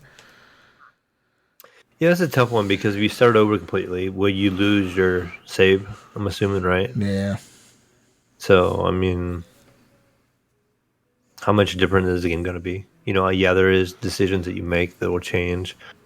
But I feel like almost I would just maybe stay where you're at, go back and do those side quests, and then go back and you could always do some side quests and then go back and play the ending and see if it changed. Mm-hmm. And then you could go back and you do all the side quests and you can go back and see if it changed, you know, instead of going back and starting over because you know you probably won't play through all the side quests if you start over. You might build a different route, but and then too, you might be able to continue to earn XP by doing these side quests, and you can put points in that and get to your double jump a lot sooner than you probably will, you know, starting over. Yeah. Interesting. Yeah, I don't know, man. Where I'm at. Yeah, I'm debating. It's a debate. Also, Greedfall is on Xbox Game Pass now. I kind of want to play that game, but I don't know. Yeah, I almost when I got my TV set up, I plugged the Xbox One X into it. Yeah. And I was on Game Pass going, what am I going to play on this new TV? You know, without dragging my PC in there and hooking it up. And so I launched Game Pass and I was scrolling through, trying to find something to play. And I didn't have any desire to play any of them. I was just like looking, and then I seen that on there. But then I was like, I don't know if I'm really going to get into like a role-playing type game or anything like that right away. So I didn't download it. And instead I just went ahead and launched Forza Horizon 4.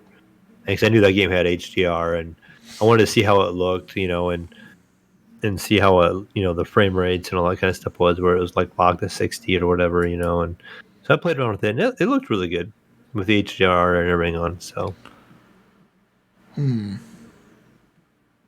Gunny's over there showing us computer mice yet. Yeah, I see that. Anyways, that's all I've been playing this week. What have you been playing, Mayo? You know, besides Cyberpunk, the only other thing I played this week, I had a game gifted to me a while back. And I think it was, I'm trying to remember now, I'm pretty sure it was Mandalorian who sent it to me. It's either him or Native. And it was the best game ever, Jesus. The game, I should probably gift this game to you. Because it's a sequel of my second, you know, probably my favorite game of all time. And even though I don't talk about it on the podcast, you know, but it was My Name is Mayo 2. It's a sequel. And yes, there is a game called My Name is Mayo.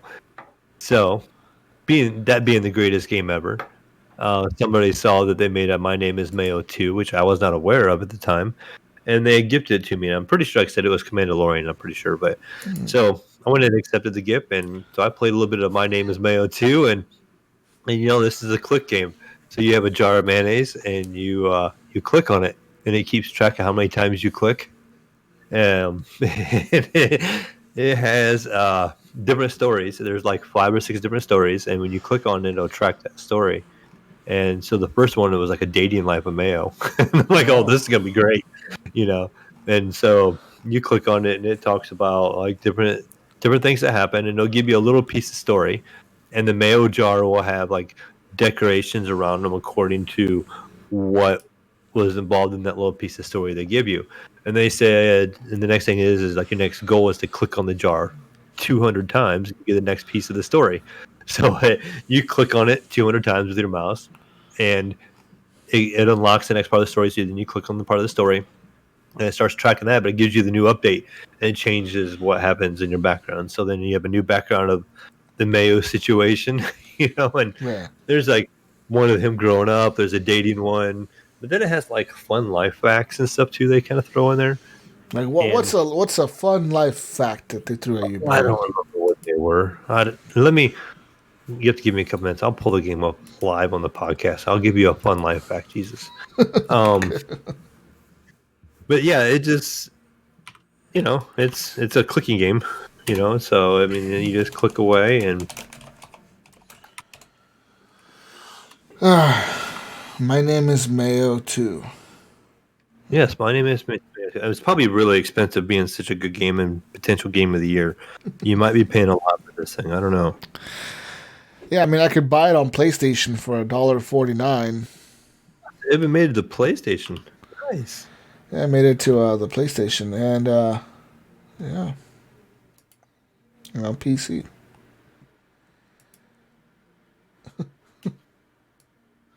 So far, I've unlocked.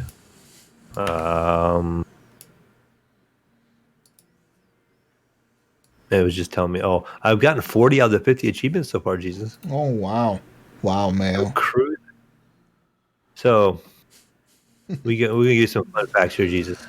Okay. Random fact number 77. Space smells like seared steak. Space dust? I want to be in space now. How do they know? How do they know that? They don't know that. Random fact number 56 says eggplants are a berry. I'm gonna fact check you. Eggplants are a berry? Yes, berries.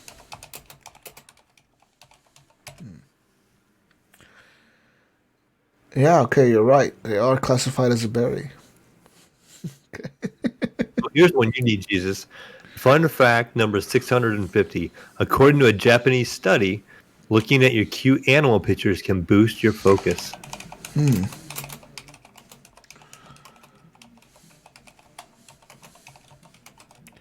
So what do these guys want to make like a fun fact like type game, but they didn't know how to make one, so they're like, you know what, let's just add a Mayo jar that people can click on. They like to tell a story. Okay. And I'll just give you a little. I'm just gonna run down through this real quick. And the first one, the love one from Mayo, it said the world changed, but it was still made in the shape of, and the love my life was bitching. And it just goes on, and you can just, it literally, like when you click on that and you track it, it just has different stuff in the background. Okay, Mayo, I'm done hearing about this fucking game, man. Best game ever. No. You can be done here. Anything else you played? No, that's pretty much it for me. It's all been Cyberpunk and setting this TV up and watching movies and stuff like that. So, yeah. Good stuff. Good stuff. Yeah, mainly, like I said, Cyberpunk on that TV looks great. Hopefully this week I actually have 3 days off, Jesus. So I am going to be playing some Cyberpunk. Maybe I'll be finished with it by the end of this week then. He's playing, but he's still playing Tabletop Simulator or something over there. Yeah, he's playing something over there. I don't know what the fuck. What is he even drinking? Like, what is that? What do you think that is, man? With that pink drink? I don't know. Is he drinking mimosas? Yeah, I was gonna say that's what my guess was gonna be. He's probably drinking mimosa, isn't he? Fucking getting drunk over there on the show while we're doing serious stuff over here. He's over there drinking. Like, what the fuck, Gunny? Look at him. Look at him. Yeah, look at the things we have to go through. He's over here showing us food, showing us his dinner table, eating dinner. With his family, you know, like this asshole. He even ate like a dessert. You saw the pie that he was eating earlier? Yeah. Eating fucking pie slices and shit and putting like whipping cream on them and shit. Asshole. This is what happens when you do a holiday podcast episode. Yeah, he's showing off his house. What's he doing over there? Yeah, now we're getting to work. He's not taking us to the bathroom, is he? He forgets he's recording. He forgets he's live and he's like taking us to the bathroom. Oh shit, fucking Gunny, man. Anyways, ladies and gentlemen, I believe it's time to move on now. And who's this? He might have some good timing over here pretty soon here. Okay. We'll see. Gunny said to wait. What's he doing? Gunny, what are you doing, Gunny? Gunny, hurry up, motherfucker, you. Yeah, I think he's gonna be a little bit yet. Okay. We'll see. He's taking. He's over at the door now. He's like, "I'll be back later, guys." Well, hopefully he's back soon here, and he's gonna talk about what he's been playing, ladies and gentlemen. Hopefully. Yeah. Welcome back, Gunny. Oh. You guys, Oh, there you are, motherfucker. Oh, You. I was eating Christmas dinner. Yeah. Thank you for joining me, guys. Real Yeah, it nice. was. You didn't share very well though. Yeah. No, I had the iPad out and I was showing you all the great things that we had. We had some prime rib, which was basically just seared redneck style, and mashed potatoes, and what else? Green beans, Kyle? Which you didn't touch.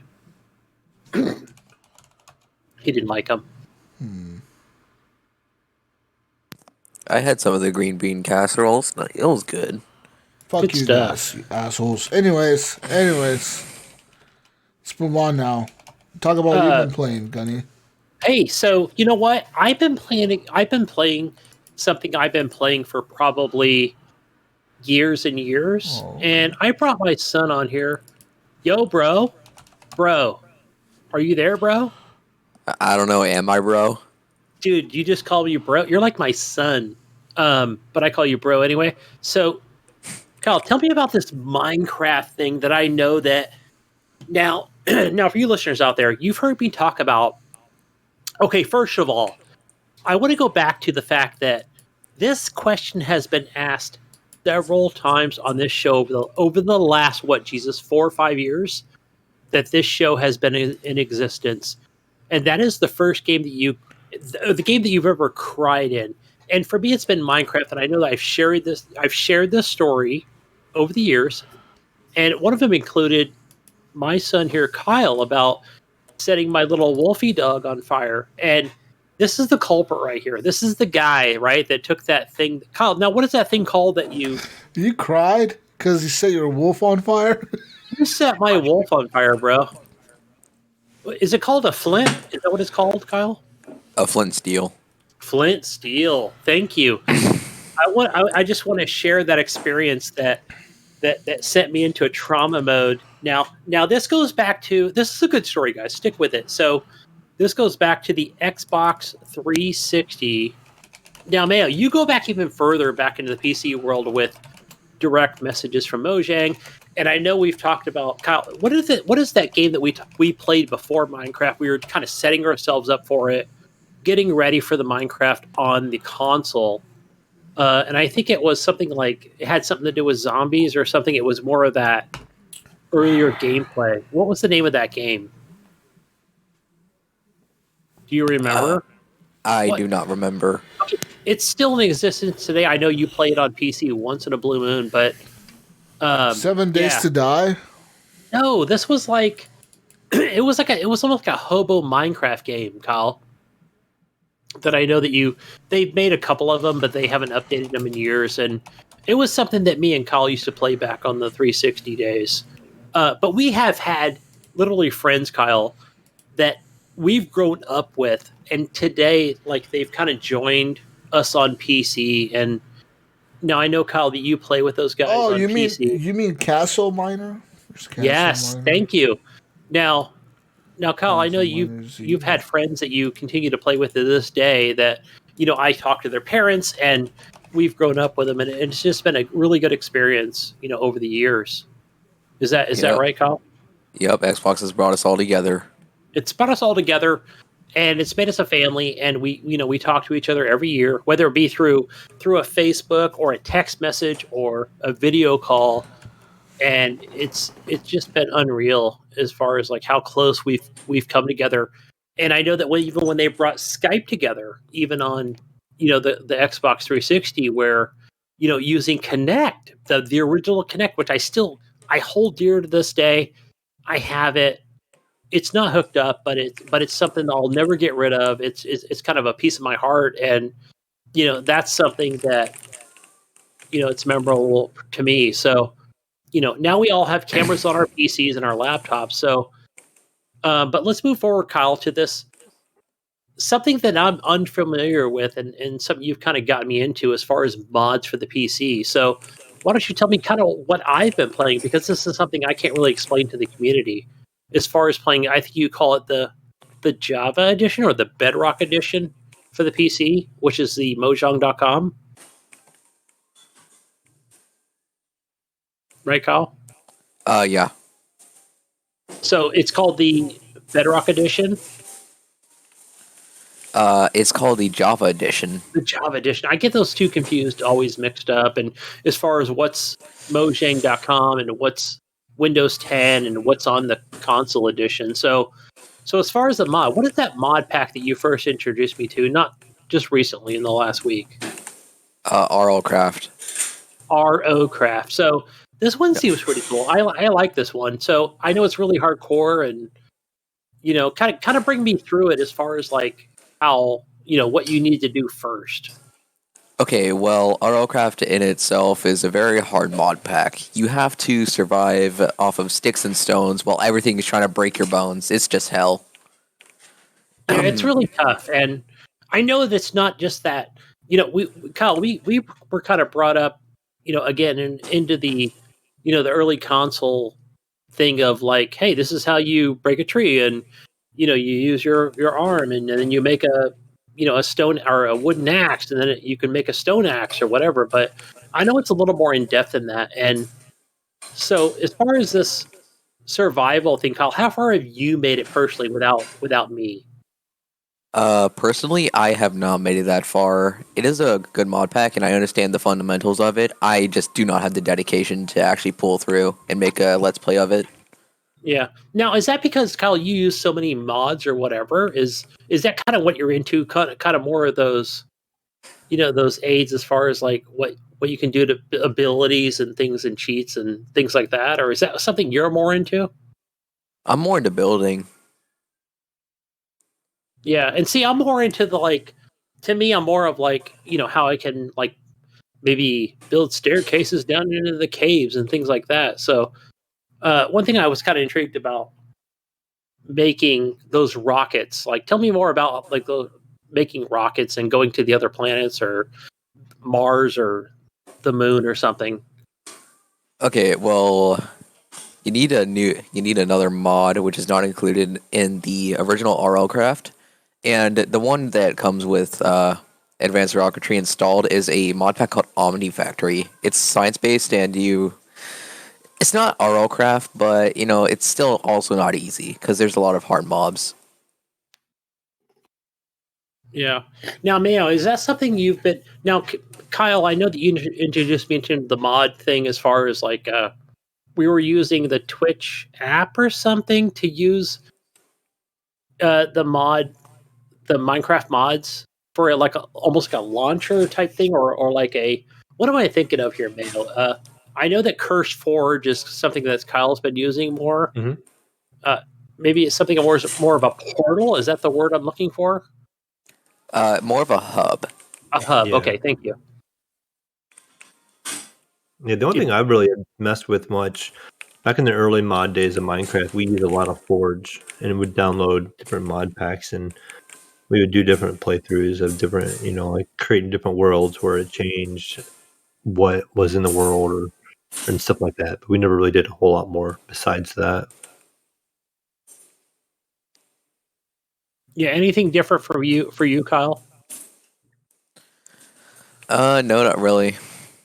I mean, so kind of what are you into now? Is it just more of a versus mode as far as like what do you call those things on Minecraft? PvP. Are you into? Is that something you focus more of your time on? Okay, I think I might as well just explain it here. During the start of when I first got Java, I was starting off in the PvP community, which is a more unique sense of gaming because it includes a lot of more unique factors that a lot of other games do not include.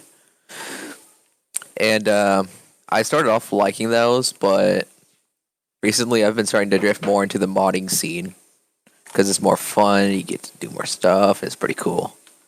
Yeah, and I know you made like a little modding pack or something, and that's something that anybody can download. And is that something that you publish like on CurseForge, or how do you do that? Like, how do you even how do people find it, or what's the hub for it? Okay, well, right now it's currently an unverified project, which means nobody can access or download it. But when I do get all the mods integrated and working with each other, so nothing's broken, and once I start working on cutting down bugs, I think that I'll definitely try and get it to become an official mod pack so everyone can download it. Nice. Yeah, it's amazing, guys, just how, it's something that that my son has kind of grown up with, and just how it's evolved and everything. And, and it's just something I kind of dabble in, as far as like, especially going from my Xbox One, my Xbox 360 starting out, loading it up on my Xbox One original to my Xbox One X to my Xbox Series X, and seeing how these things all kind of tie in with all, of course it's a Microsoft owned product now, and seeing how things work in the cloud, and and going to the Java edition, which is kind of its separate thing, which will eventually require I want to say it's a Microsoft account or just a general email. I don't know. Is that something, Kyle? What is it? Is it a Microsoft account that'll be, or more of an email account? Okay. So if you have a Microsoft account, Mojang is going to be migrating to Microsoft sooner or later, probably because they made some sort of deal. So they're going to do that, and then right now my account is unmigrated, so you need a Microsoft account to actually have Minecraft, or something like that. I don't really know. Yeah, it's a slow process. I know it's something that they take their time on, and something I have a really good time on. And as far as kind of going from that survival to creative to a modded creative, or it's been fun. So I'll continue to and for the listeners out there, this is something I continue to play with my son, as far as we've been playing that survival thing, and once in a while we'll bring in, it's something I kind of like that you can do on the fly, as far as you'll bring in let's say a cheat, and it could be something as far as something we do cosmetic, where I'll wear something nice, like an armored helmet or something, and then we kind of get out of it and we're back into that survival craft again. So it's definitely maybe I think of it almost like an exploit, but we're still in that survival mode. And I just a game I'll definitely adore for a very long time. So thank you, Kyle, for joining us. I appreciate it. Yep, no problem, Chief. All right, guys, I just want to move on to a few other games I've been playing on, which is probably on Game Pass, and especially on the console itself of Xbox. I haven't spent a lot of time with PlayStation, but this week I did get a chance to play that Resident Evil Resistance, which was part of the, I want to say it's part of the Xbox Gold Play Days, which I don't think it's every week, but they did have that 4-player co-op experience of where you don't get the full addition to Resident Evil 3, but just more of the Resistance. Now this plays out I want to say it's more like a 7 Days to Die, or a Friday the 13th game. Mm-hmm. Jesus, I think you enjoyed that game, I want to say, and you and Ryan and the other guys in the crew. It was a short download, and now when I play this, I'm not into these kind of games at all. The kind of the hide and go seek, and play as the director of the game. And this is something that did have, where you as the director and maybe 3 other players, or 4, I don't know, see if you can survive. And it's something I did not care for at all. Again, it was just kind of a reassurance. But it was simple, I will say, for those of you that are interested in a game like this, where I went through the training session of, hey, this is how you lay down a trap, and you access this camera, and you can use a machine gun or spawn a zombie, and it's and it could be effective or ineffective depending on other players, I think. And again, that's not something they've shown, but I went through that tutorial and basically I uninstalled it. That's Yeah. Exactly what I did. I had the same thoughts in this game. I played this game a little while back on the PC. I was in the beta for it. And I don't know. I didn't find that fun. It was like a 1 versus 5 kind of thing where you have control over like cameras and you can see where people are going and you can place down some traps, but then you can kind of, as the person that's trying to kill these other players, I think if you're the nemesis or I can't remember who you are, but you can go in and you can try to kill them and stuff. And your objective is to, prevent them from getting out. I didn't enjoy it myself, but Yeah, it was something like, again, the tutorial was spawn Mr. X, spawn a zombie, that's who spawn it was. It was Mr. a X. creature, one of those like ugly creatures like you would in Resident Evil And 2, you the could take remake, which was control of them. awesome. So you could take control of them and become the creature and try to kill the person, or just let the creature do it by itself. Right, you spawn them basically in a certain, it kind of gives you that camera movement of like, okay, where do you want to spawn them at? It depends on what room and what camera you're looking at. And there was a lot of control over there. There was a lot of control where you can like place them like by the front door, by the back, the side door of where you want to place them.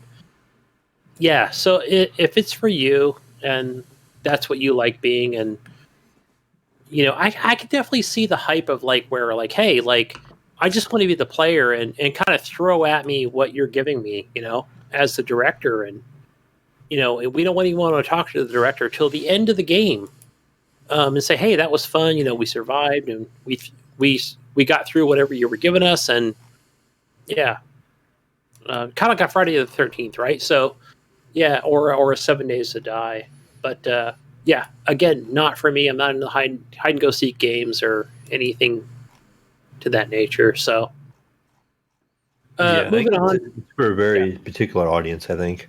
very. So moving on to Monster Train, and I want to say this is in the Game Pass. Yeah, I saw this in the Game Pass the other day because this is a card-based game, right?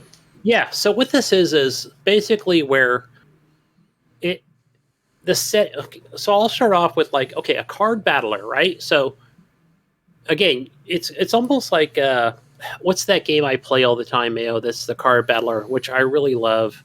Slay the Spire? Thank you. Slay the Spire. I love that game. It's great. And it's similar in nature where it is that single player. It's not a versus mode online. And so, but I think it does give you where you can check the other enemy's intentions as far as like what they're, whether they're going to. So the difference is like they have like, there's no block on it, right? Like they can't block incoming attacks like it is like a Slay the Spire type things. But what they can do is like, oh, they're going to heal up or they're going to attack, right? So I think currently right now, like maybe this game's in early access. I don't even know. I haven't checked. But it's kind of like those two things, right? Mm-hmm. So, and it's not something that I've even checked. But what it does is like the setting is basically you're on a train and there's like 3 different levels, or probably the way they look at it is there's like 3 different, 3 different trains or whatever, like the same train but different, sections of the train. So, and it's kind of like, they're kind of stacked up on top of each other. So it's a little strategic as far as like where you're gonna place your main guy. But I think the thing that's like maybe a little confusing for me right now is that where if I don't place down a train guy, but I can still fight them, I'm like, wait a minute, what's going on? Maybe I haven't played enough. Yeah, it's a little weird right now. How I either fight them or. But again, I think if I have a trained person, that person can have different health abilities, as far as like, healing or things like that. So what happens is on those 3 levels, you can fight them. But on the 4th level is kind of where I'll just say my train engine is. And it has a health bar. And then they either finish off the enemy or or your train crashes or something like that. But I mean, right now it's not something that I'm not too hyped on. I'd rather play a Slay the Spire. Maybe this game needs to bake a little more before something I feel worthy about. Yeah, I just think that game has such a weird name because it's a card-based game, and it's called Monster Train. Yeah. It's nothing about cards, and you don't think of trains when you think of a card-based game either. It just strikes me so odd. But I heard it's a good game. Well, okay, so there is that game out there. Isn't it called Rattropolis? And I want to say that's on Steam. And it's almost of that same nature where that's a game where I'm like, okay, it's a card battler, but you're like in this rat nation. It's almost like it doesn't matter where they put the setting, Mm-hmm. It's all about the cards and the buffs and stuff like that, right? So there's been other games that I played that I've not even talked about, maybe not even the show, where it was like Heroes and Generals or World War II or something. It's almost like you can take a card battler and just put it in an ice cream parlor for all I care, Mm-hmm. What's better, strawberry, chocolate? Like it's just, yeah. It's all personal preference, really. Yeah, you don't see a train going by. It does kind of do that where it's like, where do you want the train to go? Do you want it to go towards the store of like your buffs or do you want it to go towards something different, like upgrading cards, so it's kind of like in that setting. So yeah, if you're into trains and car battlers, man, download that one. I'm definitely going to play more of it because I do love that Slay the Spire game. And that's more of that magic and a little bit of monster stuff in there. And I think that one's more well fleshed out as far as the single player game goes. Played a little bit of State of Decay 2 on the Xbox Series S. And yeah, I think it looks a little better. But definitely, I was talking to Mayo about this earlier, and it definitely plays a lot. Almost all the games that I think that are enhanced definitely play more better as far as like, they're just snappier. Going into that menu, it's just so much faster. Getting that your bird in the sky on Assassin's Creed Valhalla, it's just so much faster. When I go into a room, and you know how like Jesus, you've played those Assassin's Creed games before where you'll go into a hut or a building or something, and it's almost like it's like dark, then it becomes a little lighter so you can see more of what's in it. It's just so much faster with that SSD drive. It's just amazing. And it definitely you can tell it's saving a game. It's just snappy. Yeah. So it's definitely playing the SSD a lot better. Moving on to another Game Pass game, MotoGP Motorcycle Racing. Now, I know I've talked about one of those games before on Game Pass, and it came to Game Pass, guys, as a motorcycle racer.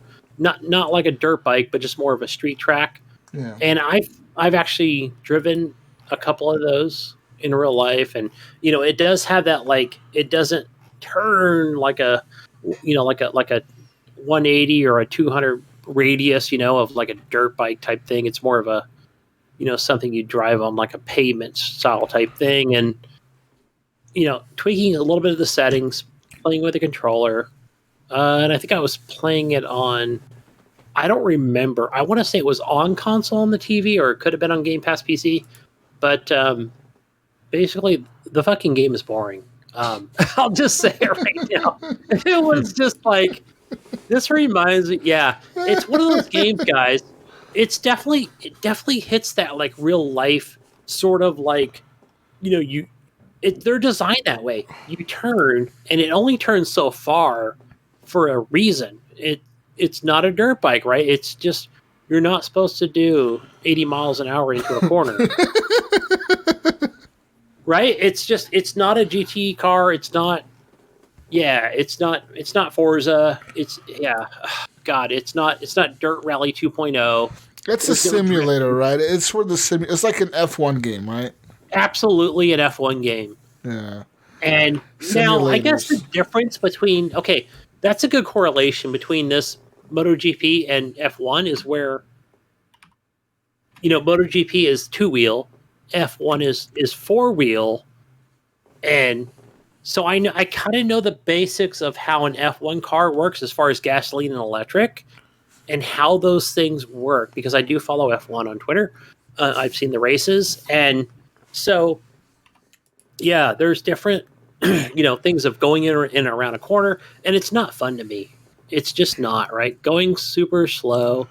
And there's no drifting or sticking down. To the road. Yeah, you slow down. And, you can't drift, right? You can't kick that back wheel out. It doesn't work. It's like watching NASCAR. It's kind of boring. Let's be real.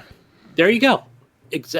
Perfect example. I bet Mayo's probably are you a NASCAR fan, Mayo? No, I am not. Being a big old Ohioan, I thought he would be a big old NASCAR fan or something. I don't know. Being out there near Indiana. Probably has a big 3 painted on his car. Right? He's got a front bumper in his spare bedroom of like a crash car. This is how you do it right here. He ran onto the track and took it off of there when a car crashed one time. Grabbed it. Took off. Ran home. Nobody's supposed to know about this thing, this front bumper right here. I almost lost my life to it. Yeah. Oh shit! The only time I've ever liked NASCAR is Talladega Nights. That is the absolutely only time I've ever liked NASCAR. That was a funny, that fucking movie is hilarious. Fucking Ricky Bobby. Chicken and bacon. That's fucking hilarious. But yeah, like, all right, like honestly, you couldn't probably get me like to go and watch a NASCAR race. But if you said like, hey Jesus, you can go and watch a NASCAR race and like have all the beer you want, I might do it. You know?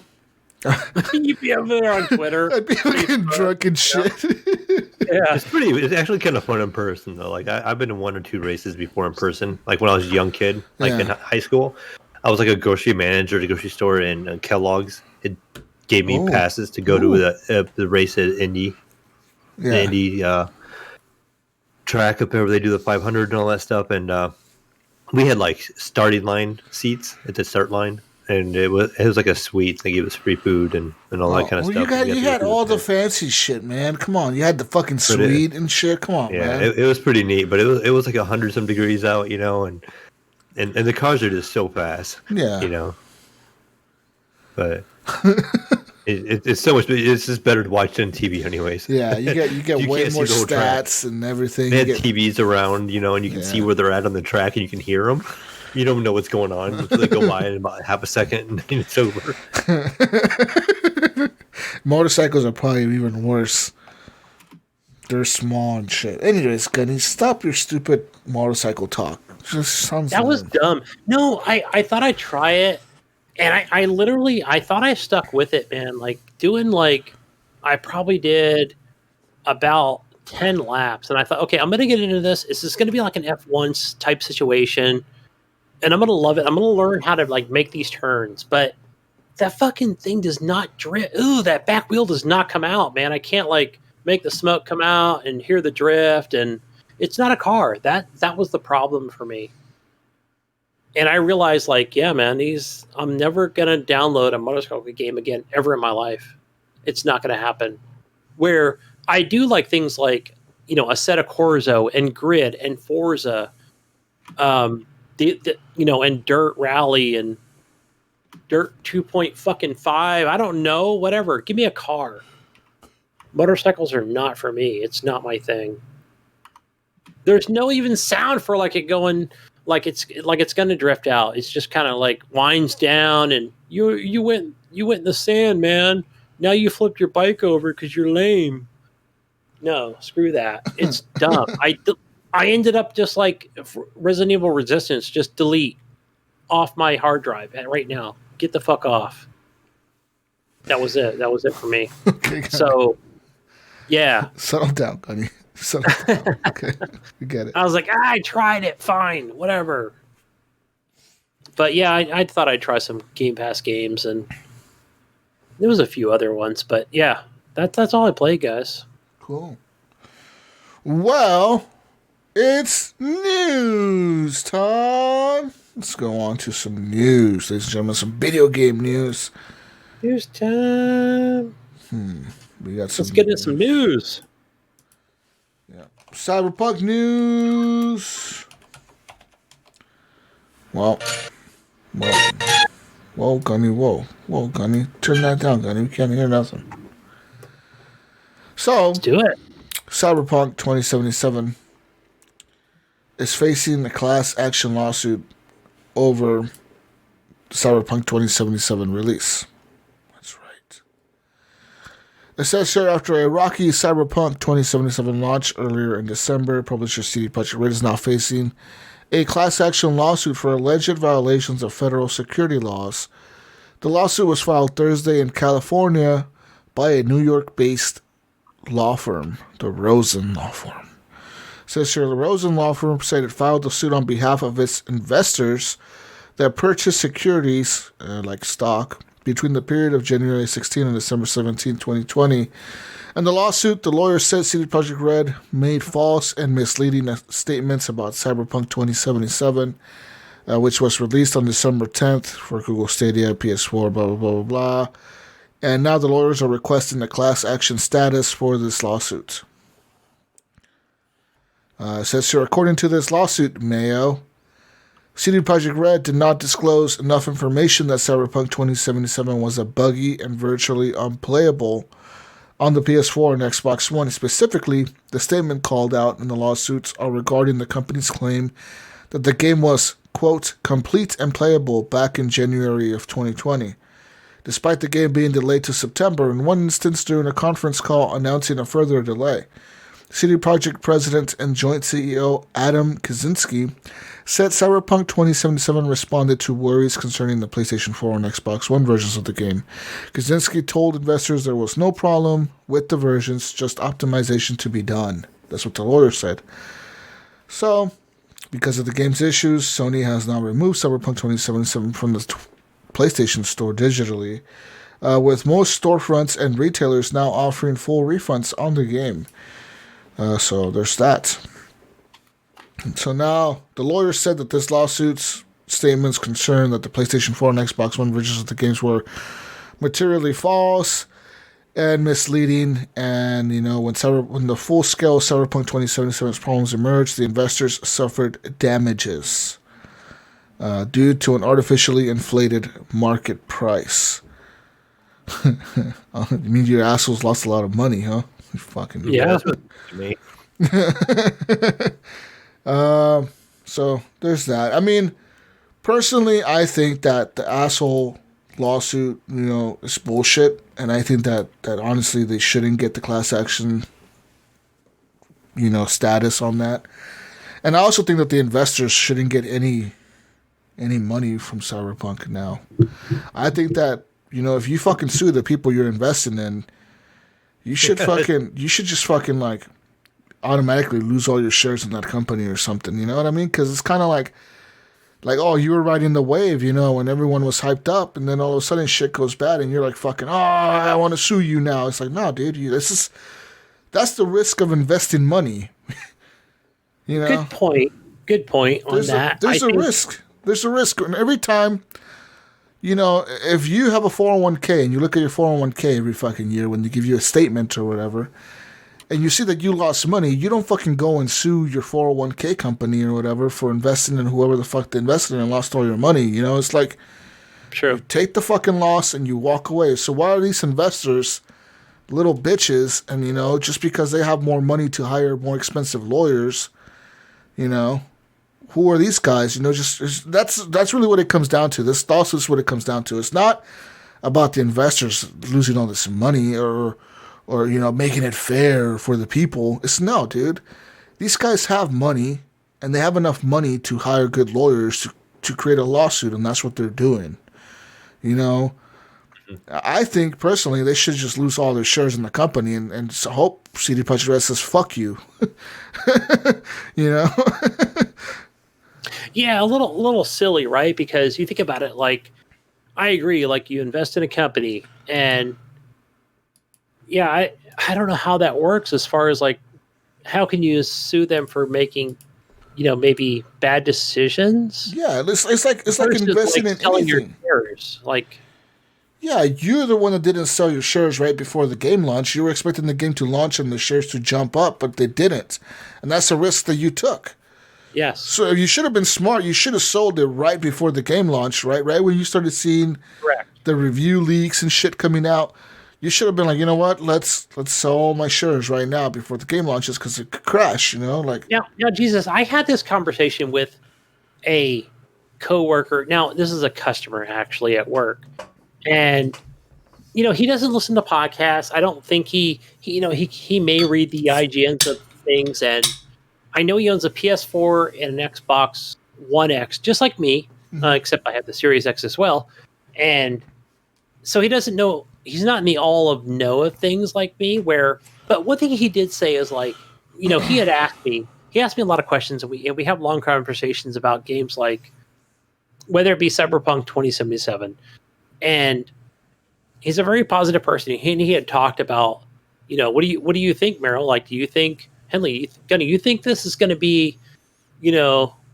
what they say it is? Like, this is going to be the game, man. This is going to be the one that you're going to play, or is this going to be like an Anthem style type situation? And I was like, whoa, really? Like I said, you know what? I'm going to be optimistic here and say it could be like an Anthem. It's possible. That how many people sued EA for Anthem? I don't remember if they did at all. Like probably none. Yeah, why? So why are you suing CD Projekt Red? Well, I think Anthem was a little bit different. That's a good comparison because I can look at Anthem and say, you know what? Why was Anthem different? Number one sold game of 2019, so they got all their money, right? I almost want to say it was the biggest scam of 2019. Now, yeah. So, but the difference here is that the people in Cyberpunk, the company CD Projekt Red already said they've made all their money back. So as far as them making their money back and all that is good, but their stock is still down just because of the bad press, and it's just the bad press. That's what's controlling the stock price. Yeah, and of course we don't know the numbers of the people that were in that sort of that horror mentality of returning the game versus those that kept it. It could have been the the 800,000 that kept the game and 10,000 that returned it, right? Which is not a very big number, but more of a something that's the media got a hold of as far as pitchforks and torches, on your Twitters and your Facebooks and wherever other media. I don't know. So let's look at this right now. So 6 months ago, the Cyberpunk CD Projekt Red stock was at $25.20, right? 6 months ago, $25.20 per share. On December 4th, that's 6 days before the game released, it was at its highest, $31. Since then, it has gradually been declining. Even so, that was the highest. That was the peak, and then it's just been going down since December 4th. So now it's at what? What's it at now? It's at $18.35. So yeah, you lost quite a bit of money if you were invested a lot, in the company. You lost a lot, but I mean that's the risk you fucking take when you invest in companies, dude. That is just a risk. Like how I don't understand why how like this lawsuit, this firm is saying that it's false advertising. How is it false advertising? You guys knew the risk when you were investing. You shouldn't, Yes, they made bad decisions. Yes, I guess one of the bad decisions was to release the game the way it is. But think about it. Would the investors have been happy if you would have not released the game on the 10th? Have you delayed it again? Say you delayed it till next March. Another 4 months of delay, right? If you delay it 4 more months, how much bullshit would they have gotten for that? Yeah, there's just no win. I mean, yeah, you don't win. Now, I'm going to back up here, guys. I'm going to back up here too. This is something I think I saw it on Twitter, and this is something that Chavez put on the Discord. And I'm going to back up here, and I'm going to kind of read it here, where it's I can definitely tell it's not from CD Projekt Red, but basically it says here, "Hey, Cyberpunk 2077. Hey, toxic fans, remember when CDPR delayed the release to be able to polish the game and make sure compatibility was optimized? Remember how you responded to the delay like spoiled children and sent the developers death threats on social media? And now you're mad at the lack of polish and compatibility options. You did this to you. Maybe a bit more time would have helped." So I don't know. Is there just like pressure here? Yeah, it's, and really the fault is like with these base consoles, right? Let's barrel it down here. Xbox One Hobo Edition, PS4 Hobo Edition. That's where the real problem. I mean, most of the problems lie. Would you say, as far as optimization, frame? That's where we've seen the major issues, right? On the PS4 Pro, there's some bugs. On the Xbox One X, yes, there's some bugs. Even on the next gen consoles, there's bugs. Even on PC, there's bugs, but they're playable, and the game is playable. It's just because you want the game to look like the trailer that they showed you. Sorry, dude, but that trailer was on a PC. You know this. Watch Dogs has taught you that. What else? Anthem has taught you that. What else? Red Dead has taught you that. All these games have taught you that, hey, the shit that you see is not really what you're going to get. This is on a high-end PC usually when we're doing these trailers. About the only game that I've ever seen release on consoles that looked almost as good on the PC that it did on the trailers and people didn't complain about was Red Dead. That is the only fucking game, that I've ever seen release on consoles, and like, they do a good job of optimizing it for everything at the same time almost. Like I got to give it up to Rockstar. They somehow do it right where they know how to optimize their games to fucking look good on everything, because the thing about Red Dead Redemption 2 launch, I didn't hear people complaining about the console launch. Did you? The only thing that you saw on that was Jason Schreier coming in to trying to bring in the drama. Oh, well, that's the bullshit, the HJW bullshit. And I think the developers came out and said, yeah, there's Game Crunch, man. Well, of course, we're kind of towards the end. Yeah. There's that push. There's that extra Red Bull, that extra... the staying at work late because, Staying at work late, get this thing done, make sure it's running on all consoles. And like, you got to give it up to Rockstar, even with that bullshit crunch, which everyone has to do. They get it done right. I mean, could it have been that, like, Cyberpunk, CD Projekt Red, who was their partner with the publishing of this game? It was, who the fuck was it? It wasn't self-published? It was self-published, but to get it out on disc, they had to need like an actual publisher. I think they used WB, Warner Brothers, to actually put it on disc. So they the physical, I think that was them. Yeah, they had to make a deal with them to put it on a physical. Put it, like, this is them, dude. Like, they don't have the backing of 2K, a multi-billion-dollar corporation, to fund this game. Microsoft, yeah. Yeah, you don't have Microsoft fucking funding the game, I'm sure there were talks, but it didn't happen. There would have been the extra money for the team. So as far as people complaining that the game, like you're right, Gunny, like, if they delayed it more, people would have been pissed. If they didn't delay it, people would have been, got what they got. We can sit back here. I can sit back here, and I was telling my son, I was telling probably at least 4 people at work who were, a couple of them are listening right now, and I know you guys are listening, some of my coworkers, and that was that we can sit back here and say, you know what? They should have just released that on PC. That's it. And early access on consoles. Wait, that's not what I want. It runs fine on my Xbox One X. Again, I'm in a different category where, Xbox Series X, S. And so I can say that it's not something I'm going to play 40 hours straight for and say, oh my God, I'm running into this game-breaking bug on my PlayStation 5 and I can't play it anymore and I have to wait for the fix. And again, I want to reiterate, Jesus, I did talk to Jay on Discord, and he had talked about after we did a couple shows ago about the game-breaking bug and how he can continue, and I'm sure this has happened for other people playing on the PlayStation 5, where, hey, look, the game looked great. It was just that game-breaking bug of where I couldn't continue. And I think this last hot fix did get it fixed. So, again, bugs in the game, again, that's all the way around. But, yeah, it's just other things that are causing... I've seen those screenshots and videos of, the base Xbox One and PlayStation 4. They look horrible. Yeah. I'm not getting a refund myself personally, but... I think it's people just being little bitches, man. And I'm sorry, if you're one of the people that got a refund, then cool for you, man. But at the same time, like, like the game, to me, it's playable while on PC, and I'm playing it and I'm enjoying it. And if you're playing on a base console, then maybe you should upgrade your console, get a better console. It's kind of what I say as far as like, or, you know what, you got that base console. Just wait for the patch. Ready to upgrade. You haven't found the next. You haven't found a PlayStation 5.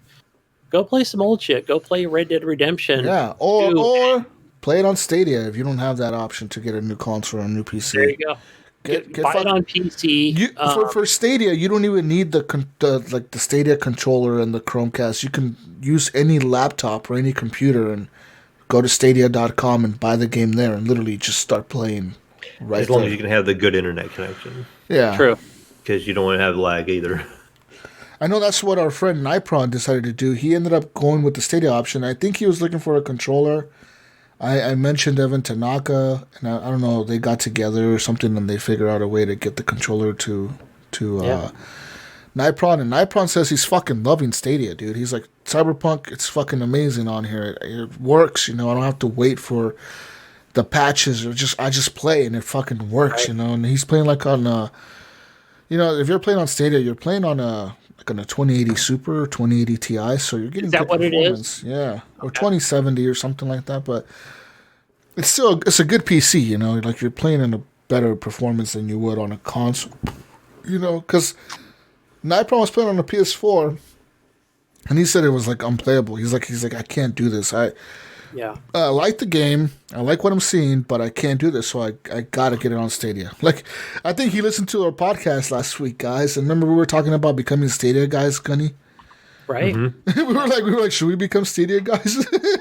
I think he heard us, and I think he's like, you know what? Fuck it, I'll become a Stadia guy right now, and he did. Yeah, I always keep out. No, I don't think he had the controller before. Or he got it pro version. So no, he got it from Evan. Right, but I'm saying he's played it on Stadia before. He may have played like the, which is the kind of the trial version of Stadia. No. So Stadia there's no trial version of Stadia right now. Like Stadia is Stadia. Stadia. No, there is. There is like a 30-day trial. No, you get on Stadia right now. Do you go? Okay, no, Gunny, you're thinking something different. If you go right now to Stadia.com, you can buy Cyberpunk right now on your computer, Gunny. Right now, you can just buy it. $60, it's yours. You can play that as much as you want at 1080p 60, but if you want the 4K, you need to get Stadia Pro, which costs $10 a month. And I think that the Stadia Pro is actually, they give it to you for free for a month if you buy Cyberpunk. So I think that you just get like the 4K version or whatever if you buy Cyberpunk. And if you get the Chromecast and the controller, then they add like 3 months of it or whatever to your account. Correct. But so I just went with the Hobo edition. Yeah, so maybe he's playing it, on his computer, on his TV, or whatever he's playing it on, but he's enjoying it, and I'm glad that was an option for Nipron. Now, I know if you're out there listening and you don't have the option because you have bad internet, then I'm sorry, dude. Like I guess you're just going to have to be like everyone else and wait for the patches. Because, hey, look, as much shit as you want to talk about Cyberpunk, when The Witcher 3 came out, if you don't remember the fucking glitches in that fucking game, there was T-posing, which happens in Cyberpunk. There was the invisible bandits that would attack you and you couldn't see them. There was the tank fucking controls that Geralt had because it was made for PC and the controllers just... The optimization for the controller was shit. It was trash. Geralt would move like a fucking tank. He would like fucking turn all awkward and shit. It was like a tank controls, dude. It was like Resident Evil fucking controls. It was bad. He couldn't roll on the ground very fast. And they took him, I think it was like a few months after, like maybe 3, 4, 5 months, even 6 months after the game came out, when they finally got that game to the point where, like, hey, the game is playable enough now, it's good enough now where we can start, like, making DLC for this thing, you know? like we're at that point now, guys. Woohoo, we finally made it. We can make DLC for this. Now, I think that when Cyberpunk multiplayer comes out next year, with whether it's June or whenever the next gen patches hit for the consoles, that's going to change everything. And I think Cyberpunk is going to could become fucking huge. I think it could be like the next, I think it could be the next GTA Online with just how much shit goes on in that city, dude. You can have some cool fucking stuff in that game. Yeah, they might add another piece of the city and go, oh my god, this city's big. You could add stuff to the desert, a little town or something. You could add different shit, you know. And the cool thing about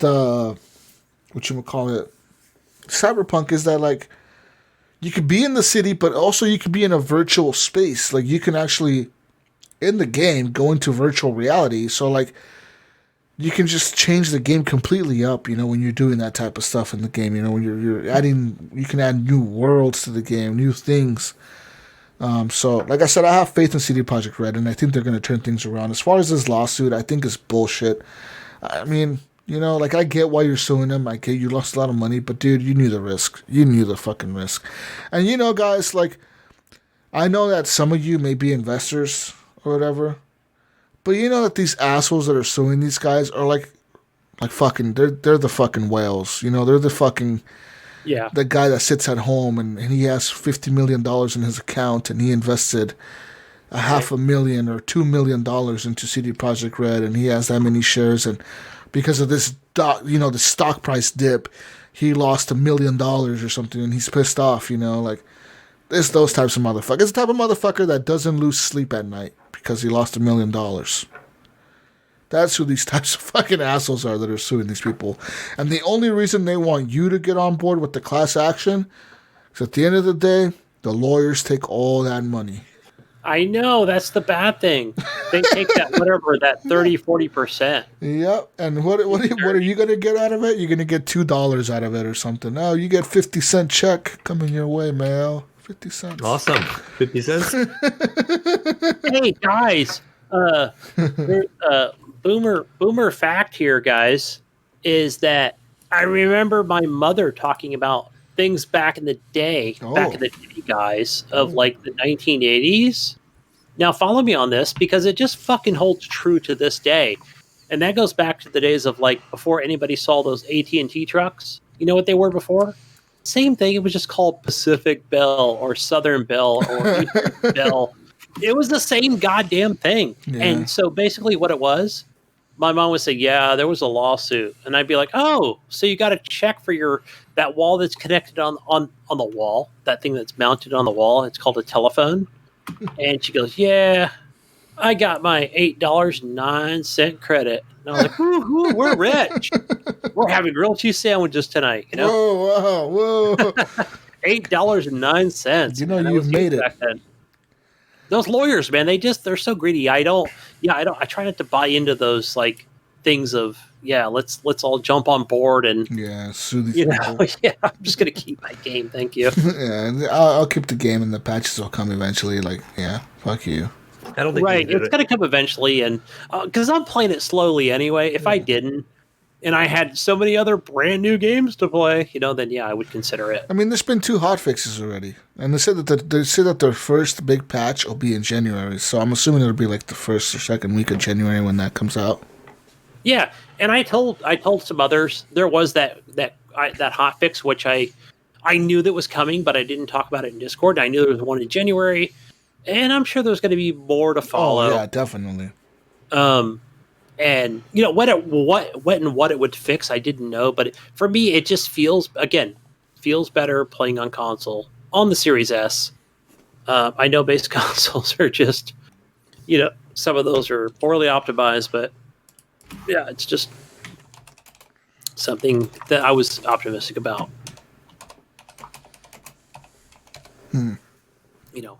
At launch. Yeah. And again, Jesus, I just want to reiterate, I was I was wrong about the fact that, especially on Facebook, right, where they're a little more in the know, just like a Discord, where I was like, hey, wait, what's going on here, guys? I know that IGN and everybody, and I had faith in these guys as far as reviewing games, and they're giving these number high scores, but I know that Destin Legary from IGN, and he gave that game a 4 because overall the game was just had that shit launch, and I was like, and I think it was Joey or somebody that kind of corrected me that, hey, Gunny, yeah, IGN gave it a 4, so they were kind of correct on that, and I was like, so wrong. Even GameSpot gave it a lower score than what I expected. All right, guys. All right, Mayo. You're the PC guy here. I need your tips here. All right, Mayo. Okay. So I'm looking at Reddit, right? And I looked up what is the GPU equivalent of an Xbox One original and a PS4 original to like what you would have on a PC, like what type of graphics card. Yeah. So the people on Reddit, 1060, no. People on Reddit said that on the Xbox One and PS4, you would either have an RX 480 or 580. Yep. And then as far as, if it would be an NVIDIA card, it might be a GTX 750 or an HD 7790. That's for the OG. For the OG Xbox One, it's a 750 GTX or an HD 7790. And for the Xbox One X, they're saying that it would be probably equivalent to like an RX 580 and a GTX 1060. And, and a PS4 Pro would be an RX 570. So, Mayo, if you were trying to right now tell me if I had a GTX 750 in my PC, would you tell me to play Cyberpunk? Hell no. And now we're not talking GTX 750 Ti. They're saying that this would just be the base one, the normal GTX 750. Yeah, I would definitely not. Yeah, so like people complaining, right? Like saying like, oh, a GTX 750, people, if you're looking to build a PC, costs $119. That's so cheap. I think now those games are going toward video RAM. You look at the cards back way before the 10 series came out, the 900 series. They were like 2 gig cards, 4 gig cards of video RAM. And then they started jumping like really high in the 10 series and then the 2000 series and now the 3000 series. And just like with the 3080 right now, I can't remember what, is it 12 or 10 gig of video RAM? I think in the 3080, and it's going to 20 of the Ti when it comes out. Yeah. If it's all the rumors are true. The video RAM is a big thing. And these old cards just can't do it. They just don't have the video RAM power to do it. And it would be so rough playing on something that old. Yeah. Even if you set it the resolution to like 720, it's still really going to be a hard time for it. Like it's really going to be pushing it. So that's the thing, and I actually find it amazing that they can actually make a game work on the Xbox One, the original VCR edition, the Series S, the Series X, 1X, they're making it for all these, and then they do it for the PlayStation. They're making it for the PS4, the PS4 Pro, the PS5. It's so hard probably right now for these developers to try to get something to work on all of them. So I would if I was a maker, I would have just ditched the really old gen. And I know I've heard this said on BGO where they think that like Microsoft and Sony won't let them just make a game for the Xbox One X, correct, or the PlayStation 4 Pro. It has to work. Yeah.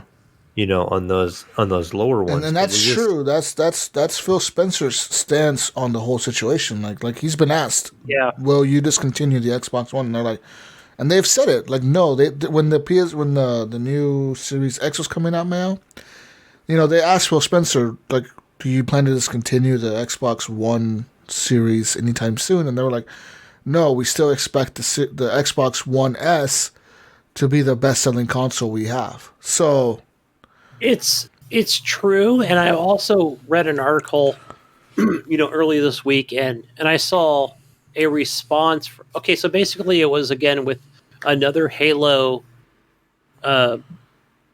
What's the latest Halo game that didn't come out? What's that called? Infinite. Infinite. So where they talked about, there was just another set of rumors talked about Infinite not, the Xbox One, the VCR edition being scrapped, where and I think that would include the S, the original Xbox One S, which was that white console, not the newest one, where they talked about like, hey, they're just gonna come out with like it on the Xbox, the Series edition, the X and the S, and no, and I think even 343 did come out and say, no, it's not true. We don't have any plans to scrap it, but that doesn't mean it can be delayed, right? Where they could release it on new consoles and again eventually. And who knows? Maybe it boils down to more of a money thing, guys, where it's possible that it could be just be weeks and a few months in between where they could say, hey, there's there's 500,000 Xbox One editions out there where we could potentially be making that money, and you've also got that.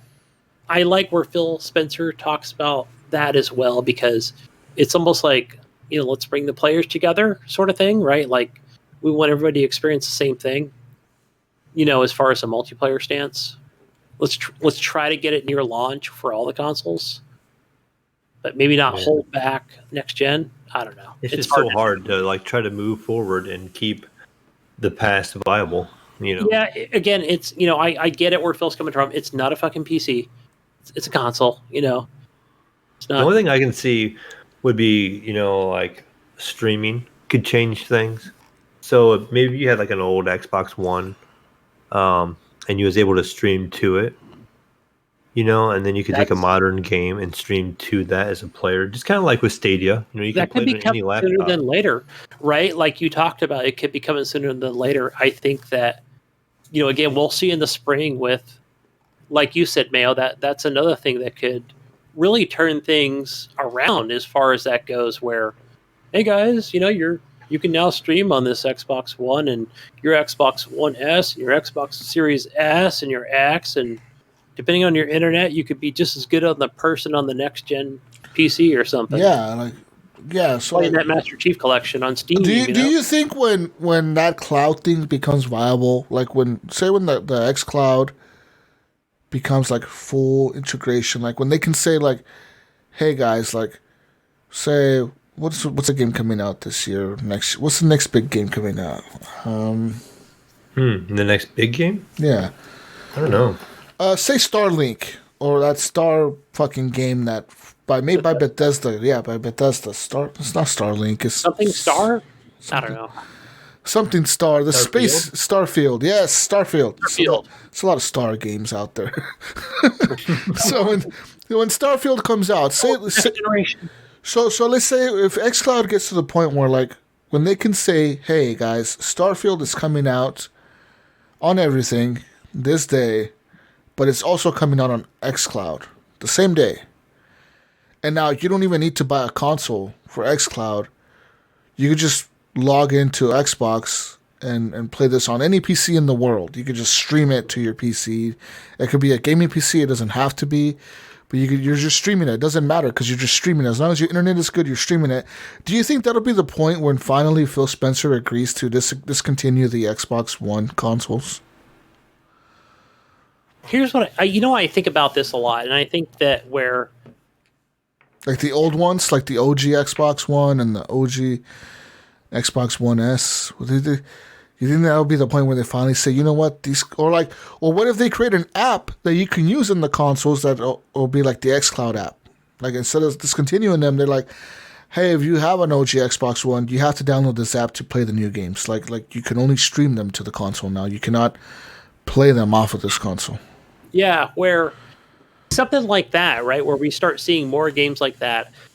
It'll be things like that we see on. There's a TV show, guys, that my wife enjoys in the morning, Monday through Friday, and it's Good Morning America.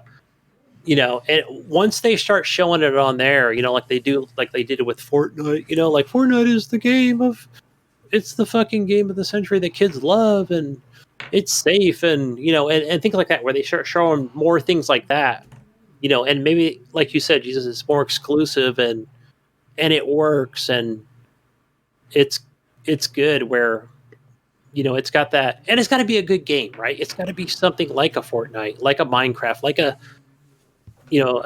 whatever it is, right? That brings it together for people. I don't know, man. Everybody's playing Call of Duty Mobile or something. All I'm saying is that the old gen is holding back the new gen, and they will continue to do so until they finally decide to cut that, and say, you know what? Yeah. New games come out on new consoles. Old consoles, you're still getting some games, but not all the games. Good luck with that. But when you're forcing developers to develop for 5, 6, 7 different systems, it's a lot. I think it's too much, and I think that they don't know where to optimize. And this game is obvious that Cyberpunk was made for PC first, and then it was ported over, and the ports were shit. Like the ports don't compare to the PC version, and but it goes the same way for the PC sometimes, where the ports don't go well to the PC, and you don't hear people complaining on the PC about it. Think about like Batman. Remember when Batman came out back in like 2014 or 15 or whatever, and then people couldn't play Batman on their PC because some shit with the file corrupted or something in Steam or some shit, and you couldn't play it at all. It was just unplayable on the PC. It would literally just crash all the time. And all the console players were happy because they could play Batman all they want, but the PC players couldn't play it at all. And is that what it's called? Jesus, Batman Origins? No, Batman Arkham Knight or Batman Arkham Knight or Origins. Yeah, what is Asylum. Yeah. You remember that, Mayo? When the Batman game came out, people complain about like the Cyberpunk can be played on consoles. Well, you remember when Batman came out a few years ago? I don't know which one it was. It was a Batman fucking game. You know what stupid Batman games. It was a stupid Batman game. And the shit was not playable on PC. It just wasn't playable. Like it would crash and it would corrupt and it was fucked. Like I remember one. Steam was giving refunds even outside of the refund range. Like they ended up giving refunds like even if you played more than like 2 hours or whatever, they were just giving you refunds no matter what if you just wanted one. Yeah, I vaguely remember it, but I wasn't one of the ones that was like all excited for it, and I don't think I bought it. I just remember reading the articles and hearing about it. Yeah, that's so like, and like people, I think just the Cyberpunk shit is being blown out of proportion, and I personally think definitely. I personally think that like yes, some of the hate is warranted because of the bullshit that the shit is doing, but at the same time, I also feel like a lot of the there's a hidden agenda behind all of it. And, I agree. And I think that the media is attacking or trying to make an example out of CD Projekt Red. And I think based on what their CEO has said in the past and what the company has said in the past about transgenders, about gay people, about whatever, they've had some really, I want to say different views and opinions than most people. They're not SJW, let's put it that way. They're not social justice warriors at CD Projekt Red. And you know what? They don't have to be, because we, as Americans and as people that live in this country, we always tend to look at other countries and expect them to be like us. But this is fucking Poland, dude. And Poland is they're a very, what do you call it? They're a Catholic country, man. Like the main religion is Catholicism. And Catholicism is a very strict religion. For the longest time, the Catholic Church would not acknowledge gay marriages. They wouldn't acknowledge gay people. They wouldn't acknowledge anything. If you were gay, you were looked down upon, and it was only recently with this new pope, the most recent pope, that he's finally acknowledging gay marriages and stuff like that. And it's a good thing. At the same time, though, like Americans, I feel like always want everyone to be like them. Like we look at other countries and we're like, well, why are they doing that? They should do more things like we do. And it's like no, dude, that's part of the whole world. Like everyone's culture is different. That's why they're in a different fucking country. That's why they have different beliefs. They have different laws, different rules. There's certain countries out there, man, where you're not allowed to smoke. True. It's just banned in the whole country. You're not allowed to fucking smoke. You know? You know where it's kind of weird where so my wife, she is from the Fiji Islands, and I've been there 4 or 5 times now, and it's for the most part it was under that Queen Elizabeth rule, and you know 200 years later it's independent country, and yeah, but it's weird. It's the third world country, but even to this day where marijuana is outlawed, and again it's that predominantly it's that Christian culture of country, and where you will be beaten by a lemon stick from someone in your village, where it's like, wait, whoa, I thought it was just legal everywhere. I thought cannabis was legal all over the damn near everywhere, but apparently it's not. And people, dude, in some countries you get fucking shot by the cops if they catch you with drugs. They just fucking shoot your ass. Yeah. Yeah, like it's so illegal that's what they do. So like for us to look at other countries, and other companies, we consume their media, and we should be happy enough that like they include everything that we have in our culture in our media. They have trans people in Cyberpunk. There's gay people in Cyberpunk. You can be a gay person in Cyberpunk. You could be anything. You could be a male with a female voice. You can have a penis. You can have a vagina. You can have nothing. You can have both. It's like you should be happy that the other people that are making the media for us that we consume here in this country, that they acknowledge, the cultural values or whatever of Americans or whatever, and that they actually kind of use them in their games, And these games are not made only for us. They're made for the entire fucking world. Cyberpunk didn't just launch in America. It launched around the entire fucking planet. So I think that's something we forget about at the time. Yeah, that is true.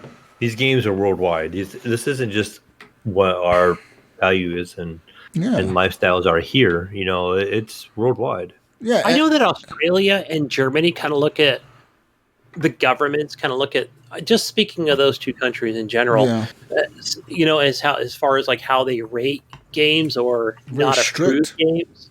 And I know that we never hear anything about, like, for example, China, they kind of hide everything as far as like, since the Xbox One was launched in China.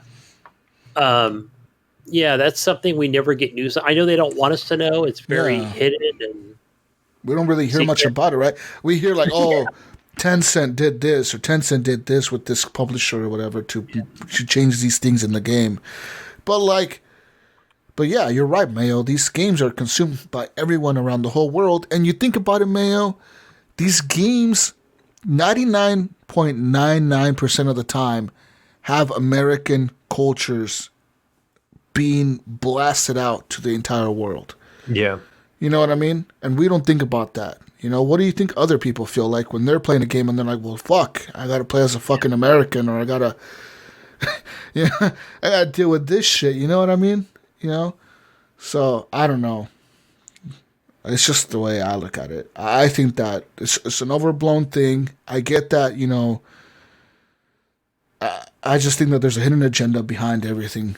And I think that the agenda behind all this hate towards Cyberpunk is something to do with the stances their CEOs and their main directors and all these people that work with them have had in the past, But hey, man, I applaud them for the game they've made, and I think it's a great game, and I think it's a very inclusive game. The game goes dark places. I'm not going to lie. Like, there's some crazy religious shit that happens in the game that's very dark.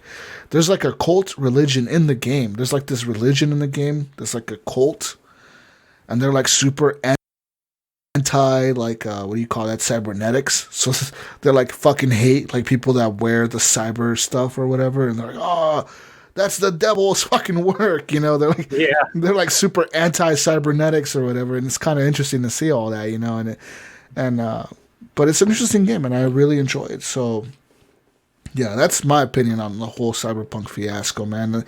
But other than that, besides all that, like, I haven't let all that shit affect my opinion of the game. I still think the game is fucking great, and I love it, dude. Like what I've played of it, what I've experienced, it's fucking cool as shit. It's like, if you let all these other things influence your decisions on games, then you'll never have your own opinion on it. You know what I mean? And it's kind of, I know it's hard to not let these fucking media companies influence your decisions on these games, but you really shouldn't. All this clickbait, it's just like you see these articles, these one-liners, CD Projekt Red this or Cyberpunk this and that right now, because that's the hot thing right now. Yeah. And it's just, to me, it's so annoying to sit there and read these articles, or like you click on one and it's just some BS article, like really reaching, and or like, just like, it doesn't share their political view, something like that. Like I saw a review on CD or Cyberpunk when it first came out, and I don't remember the specifics of it, just kind of briefly, and it was the only really bad score I had saw, and I wanted to see where they're coming from, but it was almost like too extreme, and their problem with the game was it did not let it was a transgender person who was reviewing the game, and they were upset with the fact that they didn't have enough options throughout the game for them. So, like, they could make a character, but the dialogue options wouldn't match up with what they wanted. And so they gave the game a 60, out of 100. And I'm like, how can you give this game a bad rating because it doesn't have what you want, or it doesn't have a certain political view, and stuff like that. And that's just what all these articles anymore, these just clickbait articles, and I just feel like so many things anymore is just in Google anymore that it just comes up as just clickbait. And you know what? And you're right. It's funny when you say it's in Google. Remember we were talking about I don't know if it was a couple weeks ago or last week. We were talking about Silicon Valley and how these companies, Facebook and Google, they control everything we do, man. Yeah. And if Google wants to show you something, Google has the power to change the world. They can change what everyone gets in results in a matter of seconds, dude.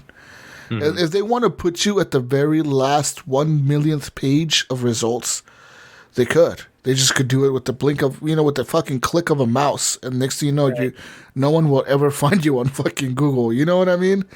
Or they have the power to like bring up shit and push shit right in the forefront of people. When people are Googling Cyberpunk, this is what they see. This is what, boom, boom, boom, boom, boom. This is what they see. And then it's just kind of ridiculous, but it is what it is. And that's the future we live in. And that's the situation we live in, As woke as we are as a country, we're not so woke to realize that corporations control every facet of our lives.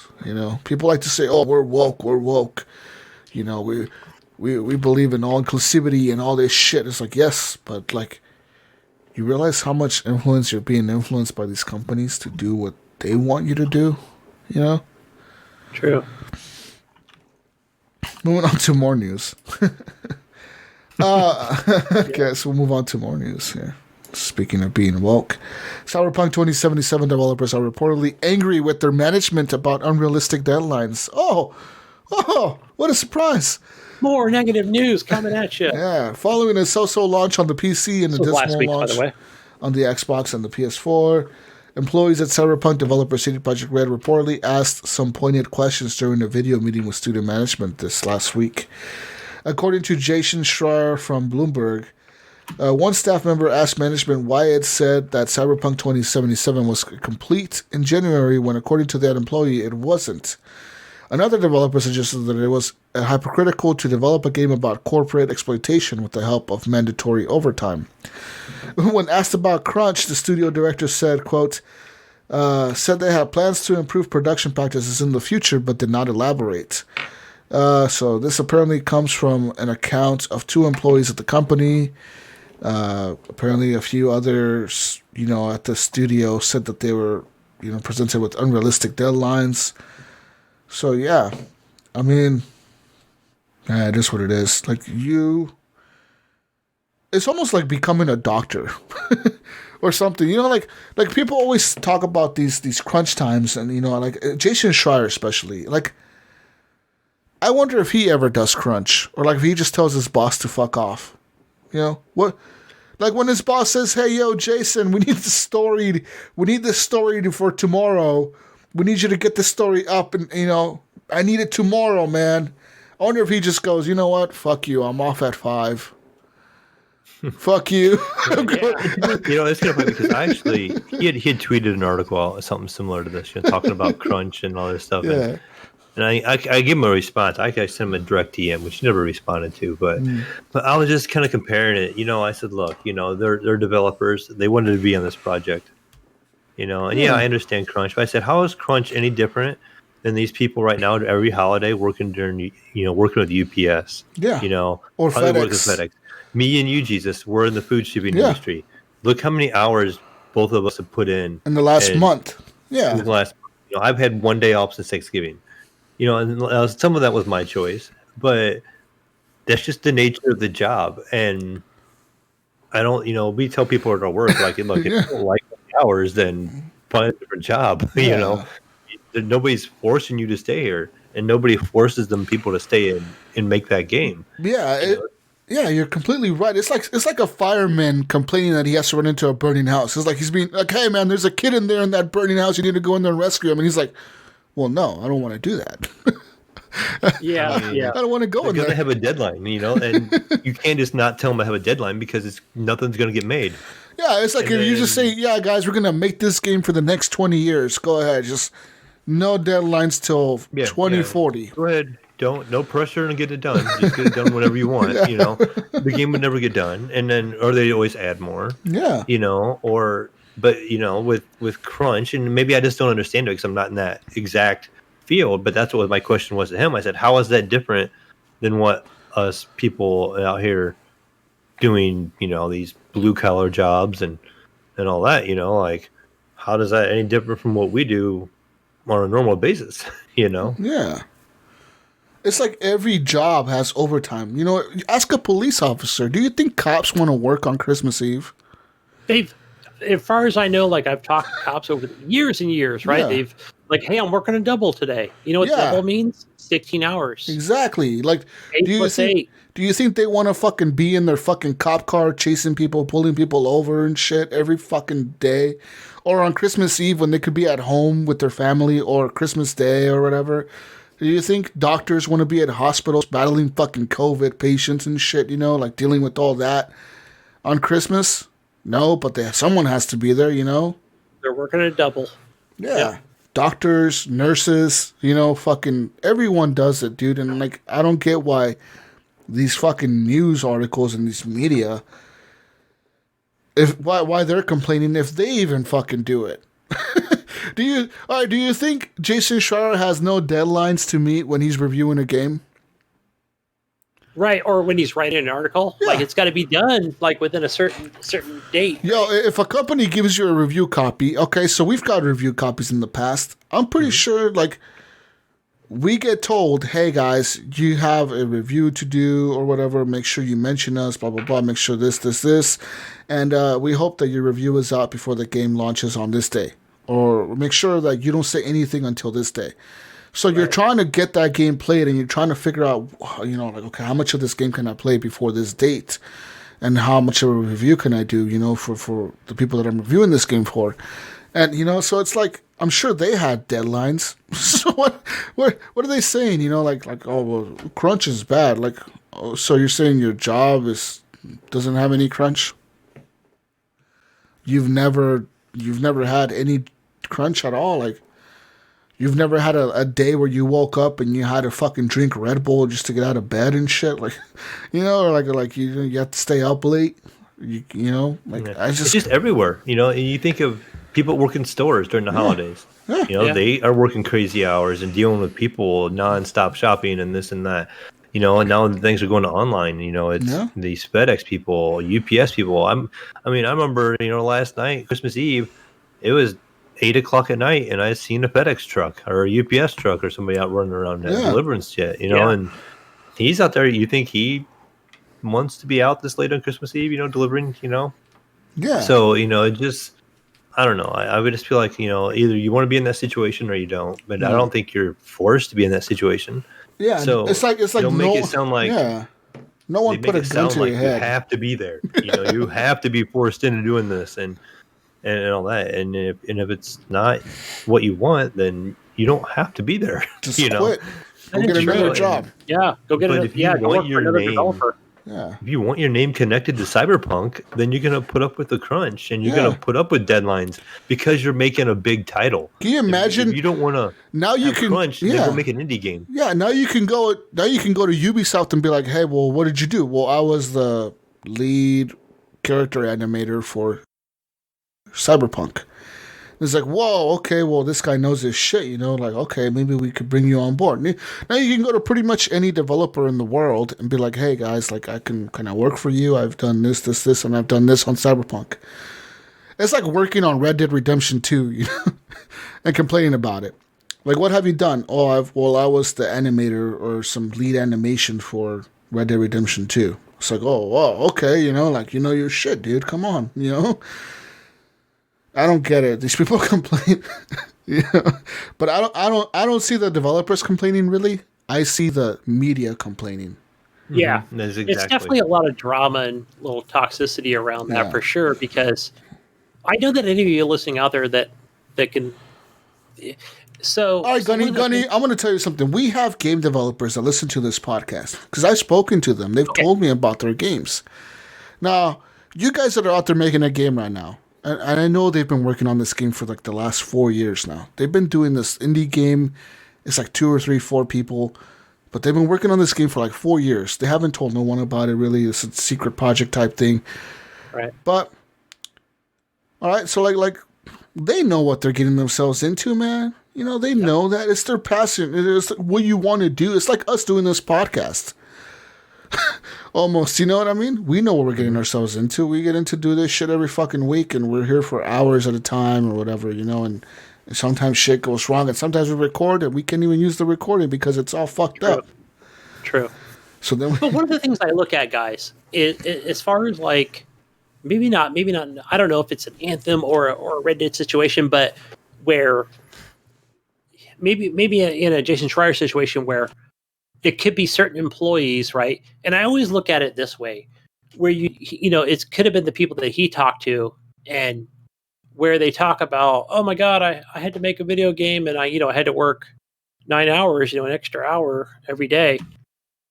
And one of the things it tells me, one of the things I think about, and I never think about it like in a negative way but sometimes I do. I think that, like, when they're talking about that, where I think about me being a future employer to that person, and they talk about, oh gosh, it was horrible, and I had to make animations and things like that. It's always a red flag to me, right? That's the way I've always kind of looked at it, where I'm like, whoa, it's a red flag, to teach me about that person, as far as personality goes, where I would think twice about hiring them.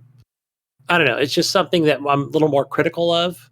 And I know developers were probably thinking the same thing. Like, yeah, we kind of look at those things as well. Where people talk about their jobs or whatever and how horrible it is, and like, hey, I should think twice about hiring that person, It's almost a red flag. Yeah. So I don't know, man. Personally, I think that the whole crunch thing is kind of just like, whatever, dude. Like, you got paid overtime, double time, triple time, whatever it was. You got paid for that. And you know what's funny, Gunny? Some people don't get paid overtime. Like, for example, Brink, I know he works for FedEx, and he said for like since COVID hit, pretty much for like the whole summer and up to now, he's been working like 6-7 days a week, and he doesn't get paid overtime because he's on salary. So he gets paid the same check every fucking week or every 2 weeks or whatever. Yeah, some of those guys, I know FedEx works a little bit differently than UPS. Like, they're not union. I know that because us and Teamsters, the company that I work for, we're all Teamsters, and we get all those special benefits and gifts and packages, just like UPS does. And where FedEx is a little bit differently, right? Where you've got FedEx Freight, and you've got the local FedEx guys, not ground, but maybe like what Brink does. Yeah, and they work for like the little smaller companies that I can't think of the name of the FedEx that it's called. They're but kind of like they're almost like not ground, but express or whatever it is. Yeah, they're like he works for like a company that contracts with FedEx, so he's not even like an actual. He's not even like a real FedEx employee. He's like an employee of another company that works for FedEx. Yeah, those are all over the place, right? Where they have those little smaller companies. They own 5 trucks, or they own 100 trucks, or 50, or 10, or 12.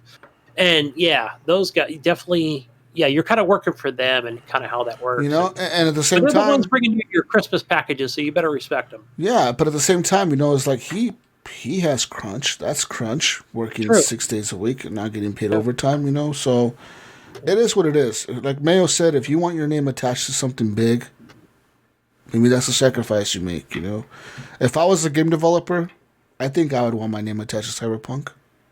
Oh, I would definitely. You know. I mean, or Red Dead, or GTA, or Witcher, or fucking even like the Ubisoft game, fucking Watch Dogs, Assassin's Creeds.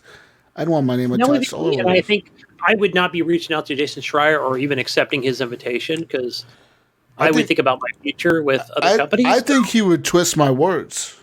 I think I would tell him something, and I think he would like embellish it and fucking come up with some bullshit. I really do. Yeah. Yeah, new interview. Thank you, Jason. I don't want to talk about my game. Right. Let's move on now to more news. So here, let's make more news here. Some Shinji Mikami's Tango made an unreleased game about 4-inch cockroaches gunning down humans. Hey, now we're talking. Shinji Mikami, the president of Tango Gameworks, and one of the great directors, recently spoke to Variety to mark his 30 years in the game industry, as well as some enjoyable recollections about his day at Capcom making various Resident Evil titles, Resident Evil 4. Mikami digresses into the earlier days of Tango Gameworks and speaks about a smaller project that, though completed, has never ever seen the light of day. The initial concept behind Tango's work was that the studio's established developers would make a big title, quote, like The Evil Within, while its up-and-coming talent worked on smaller projects. Very soon after Tango Gameworks was launched, however, it was acquired by ZeniMax, and the idea of smaller titles kind of fell away, which is kind of shitty because, you know, Mikami goes on to describe, you know, kind of sounds pretty crazy. He says, in the beginning, we had a game where the main character was a cockroach, and the cockroach was to defeat humans. The cockroach was about 4 inches tall and would at times walk on 2 legs and at times walk on 4 legs, or all the legs that a cockroach has. And sometimes it would pick up a gun and start shooting up at the humans to defeat the humans. He says here the execs were not happy with the concept and they did not get released. But we did complete the game all the way to the end. So apparently he made a game that's never been released about 4-inch cockroaches shooting humans, guys. Crazier shit has happened in 2020, and I would have welcomed this game. So do I. It would have been fine. It would have been like, fuck it, bring it on. It's 2020. Who gives a fuck? I'm gonna cockroach. I hop on one leg and shoot humans. I don't give a fuck. Let's do it. Yeah, apparently their current project right now is Ghostwire Tokyo, and they have everyone on the team working on that because apparently like have some of the team working on the main game and have the rest of the team working on the side project. Kind of like they don't do that no more. Everyone works on the same thing. So right now they're working on Ghostwire Tokyo, which is that that cyberpunky hack and slash game. And, I think, that's that PS5 exclusive or 4.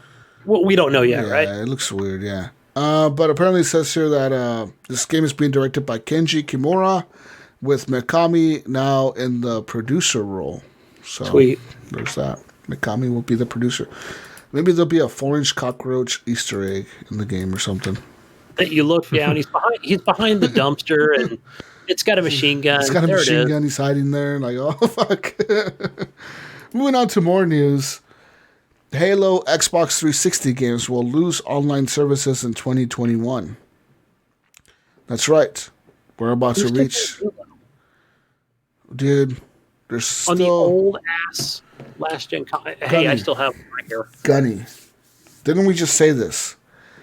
The world is not a revolve in America, Gunny. There's people in other countries that probably can only afford a 360. True. Probably only play Halo 3 still or something, you know? They're still trying to think about how they can afford an Xbox, OG Xbox One VCR edition. Yeah. They're like, oh man, I wish I had me one of those things, you know? But okay, Halo whatever 3 on Xbox One, like there's probably like 2 people playing right now.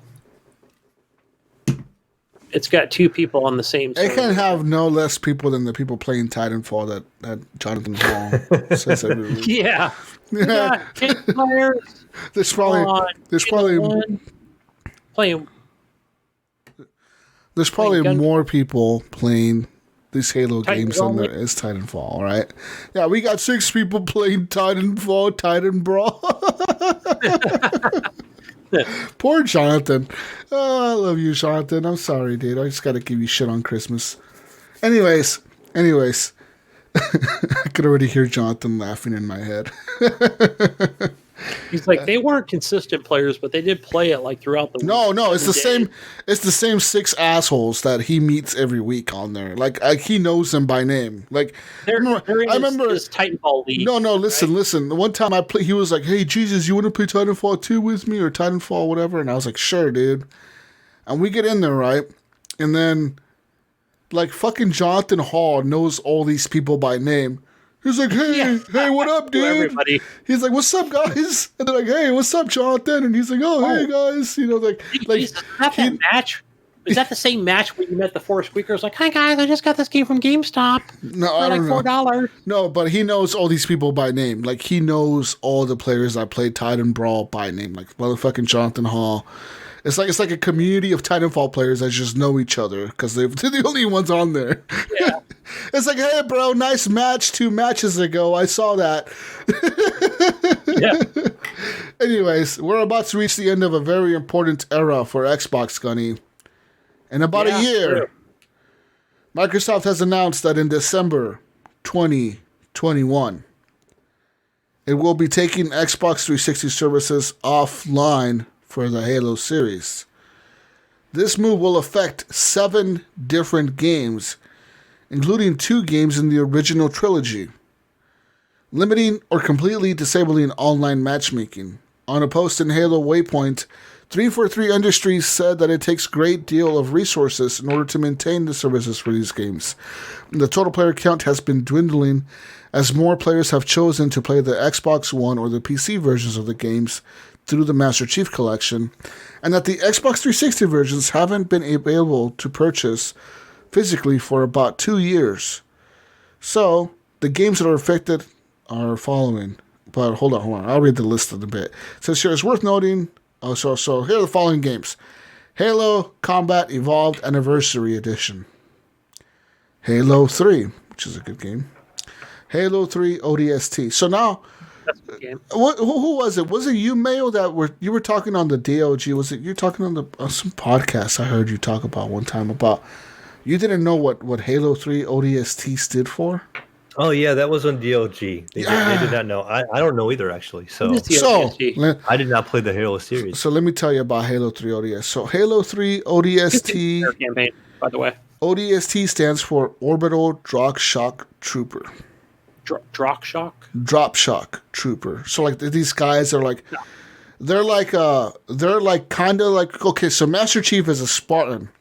And these guys are sort of like Spartans, but not really. They're called Orbital Drop Shock Troopers because they drop in these pods from the fucking spaceships and they crash on the Earth and they open, kind of like a Gears of War when they go underground in the tunnel and they get shot into the ground in these pods. Kind of like that. But the Halo 3 ODST is a campaign about these guys who it's their story. It's like you're with the squad. And that's your squad, and you have this mission to defeat the Covenant or whoever the fuck, the aliens, and you're doing this whole story with them only. And Halo 3 itself is the story of Master Chief doing something else while they're doing this. He was doing something else over here, so it's kind of like almost 2 separate games. Like a side story, but it's a game, but yeah, but it's like a side story, a different perspective. Yeah, like a different, like you're getting the perspective of these troopers or whatever. It's similar to Halo Reach, which is also on this list. And Halo Reach, I'm pretty sure that one was a story of you weren't Master Chief, I don't think. You were somebody else. What was that? What game was that? What am I thinking of another game? Maybe that was Halo 4, which is also on this list. In Halo 4, you play the perspective of Master Chief, but then you also play as Locke, this guy that's after Master Chief. But then at the end of when you meet Master Chief, you kind of become partners with him, and like you do missions as Master Chief and as Locke, and it's the whole Halo story is fucking weird, guys. All right, it's really weird. But Halo Reach is on here. Halo 4, Halo Wars, Halo Spartan Assault. That's the twin stick shooter, the top down perspective, where you're playing as. Yeah, those are kind of like a mobile game almost, but they like touted it as this big fucking game. It wasn't really a huge. I remember buying it when it came out, and I was like, "This is it? Like, what the fuck is this shit?" You know? Yeah, it wasn't anything great. I think there was the Halo Spartan Assault, which is on this list, but then there was a number 2, I think, maybe that was just the same exact shit. That was just not very good. Yeah. No, it was called something else. I forgot. Not Spartan Assault, but yeah, didn't buy it. Other things, it says here that it's worth noting that all these games are playable on the Xbox One, either through the Master Chief Collection or on their very own native releases. It says here Halo Reach was added relatively recently after previously being available via backward compatibility. So Microsoft may have been planning to sunset the Xbox 360 services for a long time now. It says here the services will end right around the release of Halo Infinite on the Xbox Series X and S, Xbox One, and PC. The game was previously scheduled to launch this November, but it was delayed an entire year to give the development team more time to polish it. Yep. Oh, you mean more crunch time, guys? Oh, we're making them crunch more for another year. Fucking asshole 343, asshole Xbox. Gunny, your asshole fucking Xbox team making everyone crunch for another year. I know, they're just terrible people over there. You could have just released the game, you know, like normal people, right? Now they got to work in 20 hours a day. Yeah, no. Fucking asshole. They're horrible. Horrible company. Horrible. Why would anyone work there? Why would anyone work there? Moving on to more news. Whoa, this is interesting news here. Cyberpunk 2077 is playable on Nintendo Switch through a Google Stadia workaround. And it runs better there on any other console. That's crazy. Wow. It says here, YouTuber Nintendo uploaded a video to his channel demonstrating how he got Cyberpunk 2077 to play on his hacked Nintendo Switch. He discusses the game's performance, which seems to run steadily at 720 pixels when undocked in at 1080p when connected to a TV, and how Stadia allows users to stream Cyberpunk 2077 to the system. There are a few required tools, like, for example, a Stadia account, of course, a payload injector, but Cyberpunk 2077 is apparently fully playable on the Switch after downloading and installing a version of Google's Android operating system. Once Android is installed on your Switch, players can download the Stadia app from the Play Store and start streaming Cyberpunk 2077. Both Joy-Con and Pro controllers are compatible with Cyberpunk 2077. It says here with controller mapping being identical to its Xbox console inputs. And of course, once Stadia is installed on Nintendo Switch, a bunch of other AAA non-Switch games such as Destiny 2, Star Wars Jedi Fallen Order can also be streamed via the Stadia services as well. So, since here, while it's worth noting that Stadia is not directly available on the Switch, they've released, Nintendo plans to release, or has released, a few games to the cloud, including Remedy's Control and the brand new IO Interactive Hitman 3, which is coming out in January. So, nice. Yeah. That's pretty cool, man. Like, yeah, Cyberpunk on the Switch, and it runs better than other consoles. I know. That's nuts. Maybe in 720 here, but it runs good. Yeah. That's crazy, Mayo. That's nuts, dude. That's a good little workaround. You can play it on your TV as well. Yeah. Cool. I can play it on my Switch.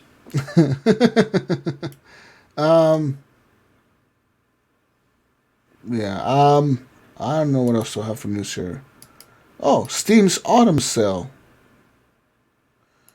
was its biggest yet. It says here, Valve's latest Steamworks development blog provides a look at some of the numbers from this year's Steam autumn sale. According to a footnote, normally a footnote compared to his winter sale, the autumn sale actually features some pretty decent discounts this year and was apparently the biggest ever in terms of revenue for developers and publishers. They say here that Black Friday and Cyber Monday saw an online shopping up 22%, according to them. It says here, Steam's concurrent user numbers reached almost 24 million, which is about 7 million more users than the same time last year. Valve also said that just shy of 1 million players bought a game or made a microtransaction on Steam for the very first time, which is apparently an increase of a third on the same period in 2019. So there's that. Apparently they just had a good year this year. Of course they did. It's COVID year. Of course. Yeah, right. Yeah, of course. They're going to sell way more games. Duh. Fucking stupid article. Nobody's going to work, man. No one's working. Everyone's at home playing games. Duh. Makes sense. But that's all I have for news, guys, really. I mean... All right. Other than that, I mean, the PS5 and the Xbox are still sold out everywhere. Mostly the PS5. Yeah, I know I had a buddy. He's been trying to get the One. He said, I don't want a 1S. I want or the Series S. I want the Series X for my kid and the PlayStation 5 for my other two kids. And it's been a pain in the butt for him being a truck driver, trying to get him and the wife and, who's at home, but just trying to stay, just trying to get one and get in the queues and stuff. Yeah, that's been rough. But, yeah, I just say stay with that Wario on Twitter and IGN deals and, just keep an eye on it because they kind of let you know ahead of time to kind of get in the queue and doesn't guarantee that you're going to get one, but have your credit card ready. And good luck, getting onto these websites, whatever they show, whether it be a Best Buy, PlayStation, or Microsoft Store Direct, or Walmart. Make sure you just have accounts ready for all those brick and mortar stores or whatever, the online stores. Have emails and PayPal's ready. But we are moving on, guys, to the console corner section of the show. Now, let's see what we have here, because we have some early numbers here for PlayStation Plus. Not something I normally see until probably like at least the 5th of December, or for any month for PlayStation, but we do have PlayStation Plus game Uncharted, the Nathan Drake Collection. Now, Jesus, I thought we had seen this before, but maybe I'm thinking of a different game, and I thought we had read something on it where it was a freebie. But this one does include Drake's Fortune, Among Thieves, and Drake's Deception. That is your free PlayStation Plus game for December. Oh, I put 2020. So let's change that year to 2021. I think that would be just January. I'm sorry. I even had the month wrong on that. So next year, January 2021, Drake's Fortune, the Nathan Drake Collection. Yeah, and you're... I mean, like, that's been out before, too. I don't know the games that well. Yeah, so the second one is Goat Simulator. Blah, blah, blah. I know this was an Xbox Games for Gold, and they probably gave that game away 3 different times, but it's not for, probably this audience. It's a little more meh than anything. Just a goat just jumping around, destroying things, but not even in a fun way, in my opinion. Go claim it, but don't download it, guys. Go play the Uncharted collection instead over on PlayStation. It's just like, yeah, some games are like good enough for a claim, but not good enough for a download. Okay. That's the way I see it. You have one more game in there. Yeah, right. I thought they would have. I thought it was like, give us a third game instead of this Goat Simulator garbage. What am I paying the $15 a month for, or 12, or whatever I'm paying? Come on. But a lot of that kind of bleeds over here to our Xbox Games for Gold, and I think this is also for January of the year that's supposed to be better, 2021, and that is that Styx Shard of Darkness. Nothing I've ever played before. Maybe I played like 5 minutes of it, and it just seemed like this like trolley game of maybe you being stealthy and killing something. But yeah, I remember this being early on in the Xbox One launch. And that was that Styx game. So I never played. Not at launch, but shortly after. Could be wrong. Within the first year, I will say that. And your Xbox One compatible game is that Tekken 6. Again, all these games are going to work on your future console, your Xbox Series S and X. And that is Tekken 6. So probably just go download those on, let's see here. Those will be probably available on the 31st of December, Christmas Eve. Moving over to the Epic Store, and I'm going to click on this link here for the Epic Store because this might be an older article, guys, but there are 15 free games at the Epic holiday, or at Epic this holiday. There have been a couple days where I was working, so I was not able to claim a few of them. So let's see here. I know that I don't have...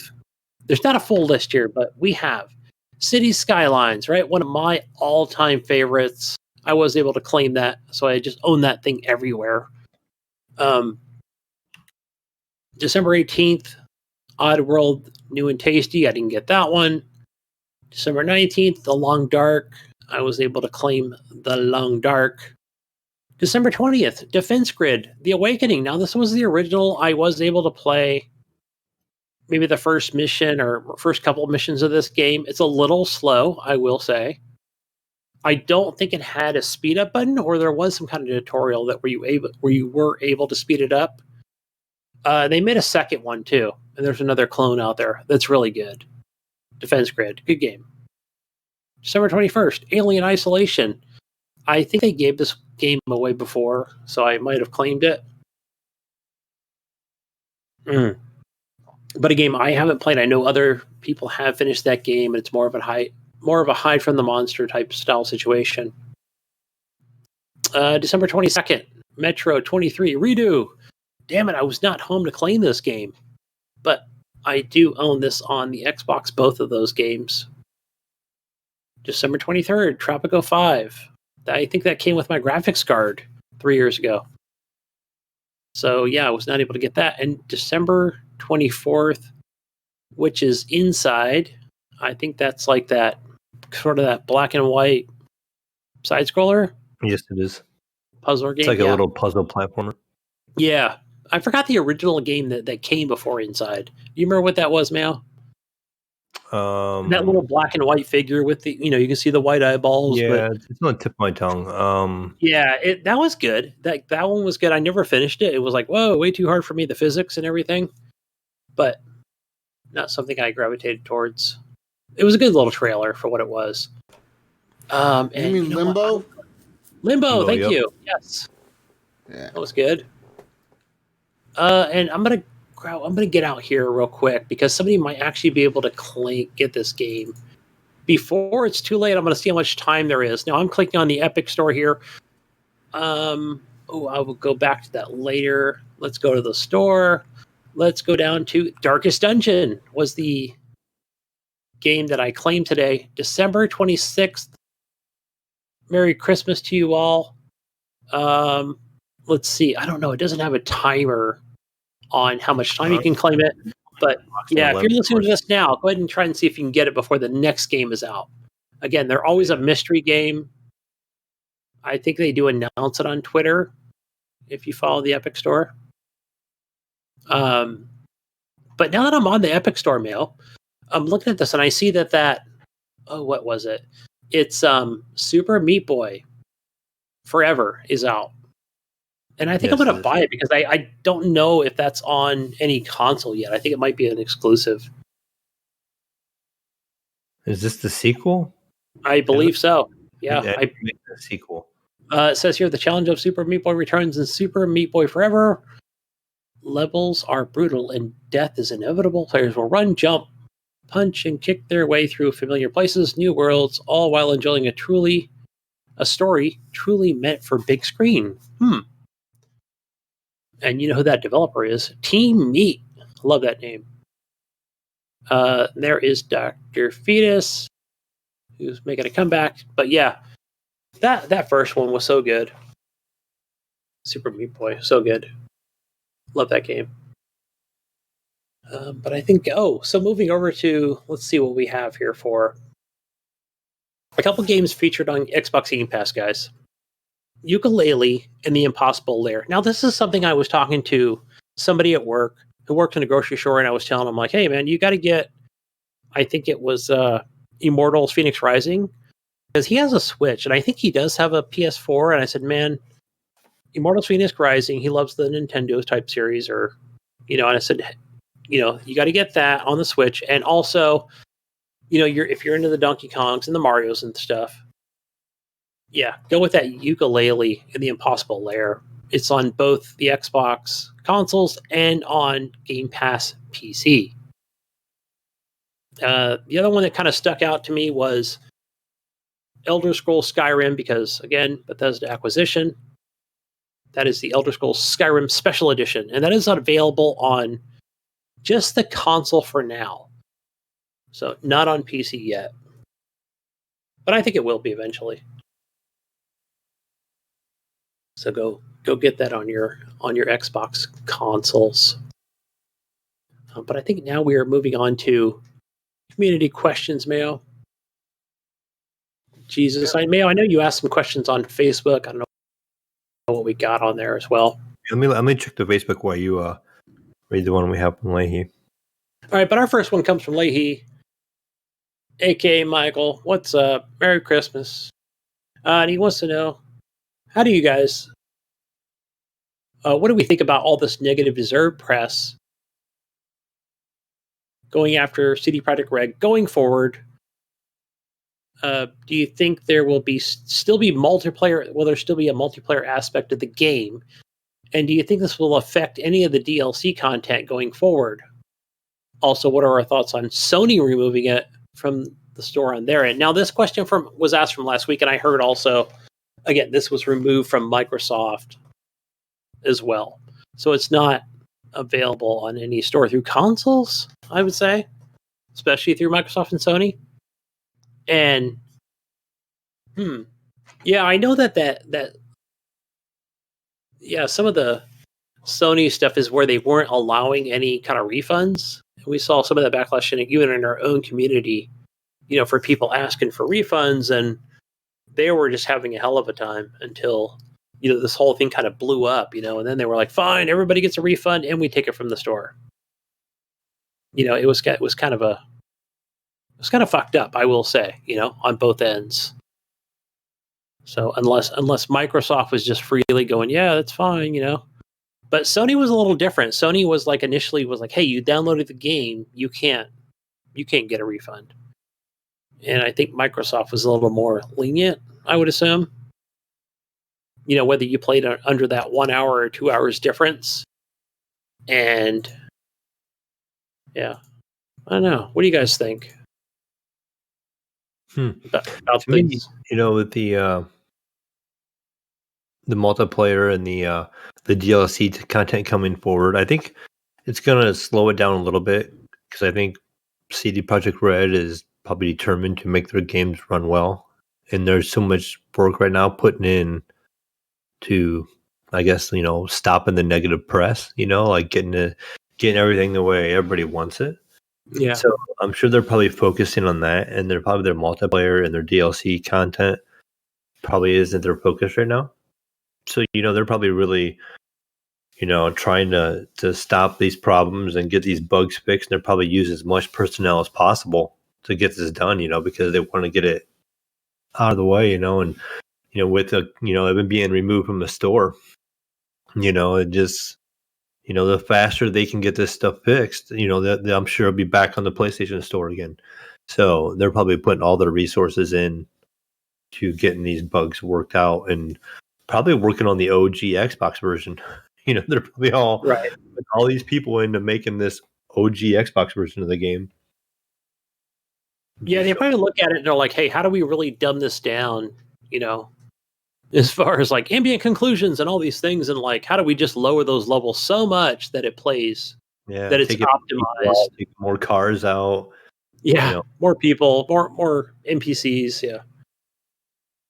So do you remove quests? What do you take out of the game to make it run? Yeah, it's got to be a lot of, it's got to be things like, whether it's raining in the building or, or just buildings. Let's remove complete buildings out of the game, and putting in longer load screens. Fuck it, load that shit up for make them 5-minute load screens. So the game runs or something crazy. Just to drive people mad. Go, oh my god, you fixed it, but I can go make a sandwich, go down to Taco Bell, and get a pack of smokes, and I'll come back and the game's just finished loading on my OG Xbox. I seen Jesus make this comment when this first happened. I think it was last week when they took the game off the PlayStation Store and stuff. Jesus hit it right on, the nail right on the head when it's like, why is Cyberpunk the one being made the example of? Your comment, Jesus, was, there's been other bad game releases, Anthem, No Man's Sky. Yes. All these games came out and were bad. They had issues, but they were never taken off the store. They were never, True. the game is so bad or it's whatever, we're just going to take it completely off the store so it can't be I checked Anthem. It's still on the Xbox store to this day. They're trying to sell the premium edition for $7 minus it's a $69 version for $7. Yeah. It's still there today. Exactly. Do you want to buy this game, Meryl? Gunny, for $6? Yeah, instead of $69. Yeah, it's still there. Trying to sell it to me. But there's been way worse, products out there. I get it's not playable on maybe the OG Xbox and stuff, but for it to be removed from the store is such a dramatic step. I feel like they're just taking it too far. Yeah. Here's what I think. There is that horde mentality where everybody's thinking I should refund it too, just because everybody else is doing it. I don't know. It's And then you see these articles, these faint articles where people were wanting to get refunds and keep the game. Dumbasses. I know, I saw that. You took the game from me. You wanted a refund. But you took the game out of my account. I can't play it. Yeah, because you wanted a refund. Yeah, but I want to keep the game too. Right. Yeah, that's a full refund on it. That way you can keep it still. Yeah. Jump on that. People are dumb, dude. But yeah. Come on now. But, I know we've spoken to death on this. Yeah, Jesus, we got some questions on Facebook, and we got one on here for you. Oh. No, this one is specifically to Jesus Walks a Lot. Brian Tillip Jr. wants to know how long before Jesus gets a PS5 and then sells it. In March. He'll get it in March and sell it in June. 2 months I played. When's the very first big gap in exclusive releases is when Jesus sells it. Yeah. So if there's a couple of exclusive games in a row, then he might keep it around. If there's a 3-month span where there's no exclusive game, it's gone. Oh man, no! I want a PS5, but I can't find one. I guess it's kind of a good thing because there's really no exclusives out right now. Yeah, I think we need to hire Bill Gardner in a second to get us PS5s because he seems to find that stuff everywhere. He's good about that stuff. He's got his PS5, his Xbox One X, his Xbox One S. And one day you posted on Facebook, and it was available in all your stores in Portland, Jesus. And I look at mine, and I pulled up my stores, and it was just not available within the 80-mile radius. Yeah, there's no. To Indiana to get one. Yeah, there's no PS5s available nowhere, dude. They're sold the fuck out. They're Xboxes I see more often, like people are finding them more often. PS5 is just impossible. That thing is fuck. Yeah. Yeah, I've been looking here and there. I've been trying to get up in the morning when I go to work. I'll look and see if there's any available. I can thought about maybe picking one up to pair it with my my new TV, but no luck. Yeah. Michael has a last question for us as far as what are our thoughts on the video game awards? He wants to know what we think about them. Oh, in general, I like them, but they're too.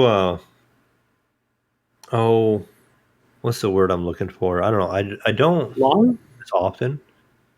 What was that? too long, maybe? The show's too long, you think?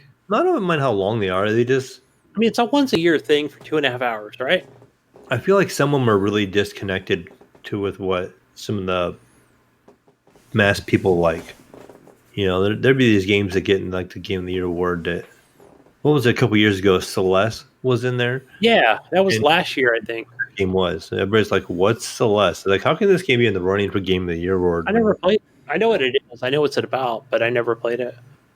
And stuff like that. So I feel like they're trying to make it too Hollywood in a way. You know, and gamers just kind of see right through that, I think. Yeah. Yeah, it's like I didn't get a chance to watch it this past year, and I know Jeff Keighley, and you know he tries to get as much possible in there as possible. You know, as far as games go, and you know, developers and speakers and trailers and all sorts of things. And yeah, it's hard to say because I didn't watch it this year, and I think I only got to watch half of it last year with Celeste being the number one pick. But I do like the announcements as far as like a game trailer or something, or you know, seeing a Phil Spencer or who's the guy formerly from Nintendo who's now at GameStop, and Reggie, you know, up there. And yeah, it's some of that stuff's cool, but I don't know. Does the Spike thing still happen? The Spike VGA Awards, whatever the fuck they're called, and that's what they are. But they're now on whatever stream or what the fuck it's called. Yeah. Yeah, and I know it's grown. I know that Jeff has kind of grown with whether people are watching on YouTube or Twitch or Facebook or Discord, wherever the hell they're watching from. It's definitely grown over the years, and yeah, is what it is. It's not going to affect my buying decisions. You know, it's maybe piqued my interest as far. Well, I shouldn't say that because I never did like. Even though I found that Celeste won, I was like, okay, well, that's good. People like that game, but yeah, it's all right. You know, best art direction, and we kind of do it ourselves, right? Do we not every year that we speak about these things, and you know, indie game of the year and stuff like that. Mm-hmm. Yeah, we got some more questions from Brian on the Facebook page. Jesus and that Gunny, he wants to know: did you get any good OnlyFans codes that you guys can share? No good OnlyFans codes. No, not sharing those. No, what's that? I don't know. Oh, Gunny. Well, it's a good thing you don't know, Gunny. It's a good thing you don't know. You'll be spending all your money on OnlyFans. Good. Good thing, Gunny. Good thing. Yeah. Maybe my son can tell me. I don't know. He was distracting me just now. And then Brian's last question, he says, what was your favorite Christmas gift, non-gaming related? Ooh, I got a pair. Well, you know what? I've still got one gift that's coming from Amazon. Did I mention this already? That it didn't come today. It might come tomorrow or Monday. Who knows? It's a big gift, the wife said. But I got some pair of slippers. I got some of those slippers that didn't fit me, that I didn't like. So you didn't like that one. So no favorite gifts, man. No favorite gifts that I liked. I didn't get jack shit, really. Shit. Man, neither did I, really. I didn't get jack shit, so nothing. I got Kyle I don't think he's listening right now, but, well, he got a Steam card. You know what? Fuck it. I got him a $50 card. He's going to buy me Hades. He's going to buy you Hades with this $50 card? Buy me Hades for $20. Kyle? He's over there. He's not listening. He's in the show, right? But he's not, yeah. Throwing that out there. I think it's on my account. Oh. Hades on. You have it on Steam, right? Okay. Yeah, I do. And like a little Yoda doll. Got him a Yoda. Oh, the little baby Yoda? Yeah. Yeah, it was. I got it from GameStop Sunday. Dope. How much was that? Like $50, $40, $30? No, so some of the plush dolls were like $50. Not in GameStop, but other things in the mall. And I think people were trying to sell them unpublished. Right, Kyle? That was you're gonna buy me Hades with that Steam card, right? What? What? The Steam card that I got you, Hades, the game. Yeah, $19.99, bro. It's on sale. Yeah, cool, right? You're gonna get it? I don't know. He's like, whatever, man. I gotta take a shower, bro. Yeah, I don't hear you.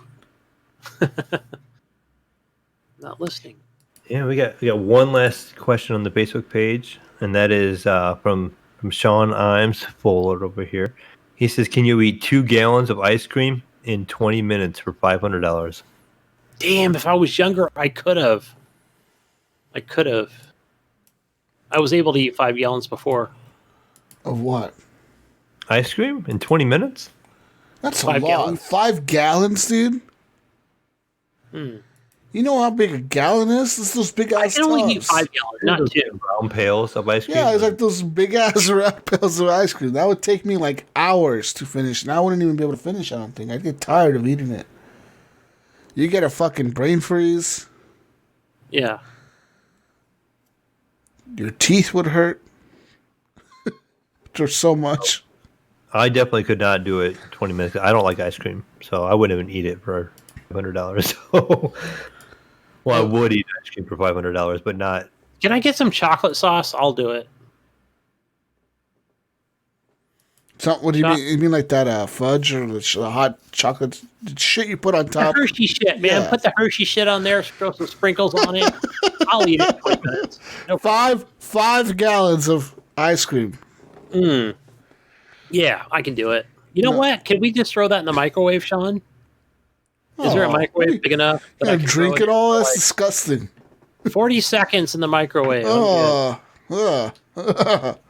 Okay, whatever. I want to liquefy it, dude. I'll just drink it. No, that's disgusting. Mayo, you don't like ice cream? 10 minutes. No, I do not like ice cream. What do you not? What? How do you not like ice cream? What I know. What's wrong with you? I know, right? the fuck is wrong with you, guy? Dude, I was- Ben and Jerry's peanut butter fudge, whatever it's called, the peanut butter one. So I was probably really hard for birthdays because I also don't like cake. What? So, Yeah. like, You know what? Leave this call right now. yeah. He doesn't no like birthday cake, no, no birthday cake, you're out of here. no ice cream. You know why Okay, guys? You know why I like? Why? You know why I got married, right? Why? Cake. There was cake, and yeah, that's it right there. Okay. was cake. And your wife, you literally see Gunny get knocked out right now. He didn't know his wife was listening in the kitchen. And then I said I do because there was cake. There was, you know what the best cake in the world is? The birthday cake flavored cake. Birthday flavored cake. Yeah, all that, you know, the one you buy at the store, that box thing that's like a birthday flavored cake. Yeah. Even like I think Baskin and Robbins has those like Oh, 900 grams of sugar cakes in the refrigerator. And they got birthday cake flavor cake. Dude, if they see that, dude, I just melt and I'm like, oh my god, I gotta have this. You buy them just even if Like it's not your birthday. $28. I'm like, can we buy it? Yeah. No, I just get like a regular smoothie or whatever, or sundae or something. Here in Oregon, we got Baskin Robbins, but a lot of the stuff is local too. A lot of the ice cream shops are little local ones, and then We don't have any local. We have one downtown, yeah. and I think it's fake, but it's It's like, what do you mean it's fake? Like Baskin Robbins owns it or something, or what the fuck? no. What I mean is like I think it's called Layla's, and they say, I think it's something like handmade ice cream But or it's not handmade. organic. I don't think it is. I think it's fake as fuck. I'm sorry. It's FAF. It's not that good. I mean, I'd rather just go to Baskin Robbins or what's that other place? Stone? Cold Stone. The only thing I don't like about Cold Stone, What? I just want to take one of those ice cream things and slap them upside the head with it because I don't like people. I've said this on the show before. Don't fuck with my ice cream. You know how they play with it? Don't play with my ice They cream, play with it. What do you mean they play with it? dude. They put it on a Cold Stone, right? So they take your ice cream. Okay, what do you want? You want chocolate sprinkles? You want fruit, strawberries? You want nuts on there? Oh, don't they mix? Then they mix it, right? Like spread They it mixed out it, and yeah, on the start Cold Stone. like fucking with it with the spatula and shit, and Yeah, exactly. So you know, there's twist it like around and roll it up. So that's 17 minutes before you get your ice cream.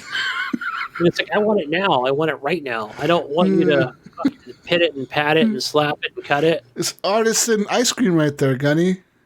I just want a goddamn ice cream in the damn Isn't that? cone. I need it. Aren't those? Crunch. I'm old. Aren't those the people that also don't they like sing if you like put like $1 in their tip jar or some shit? Do they? Isn't that like their thing? If you like tip them, they like sing or some shit.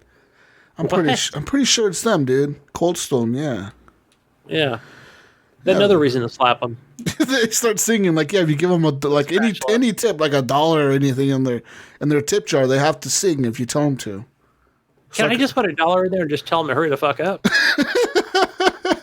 Like, hey guy, hurry the fuck up and give me my ice cream, you asshole. Right? I mean, come on, yeah. What's that right next door to it? Panda Express. Yeah, and See's Candy. Everybody knows what I'm talking about. Like, oh my god, I got the same exact thing, you know?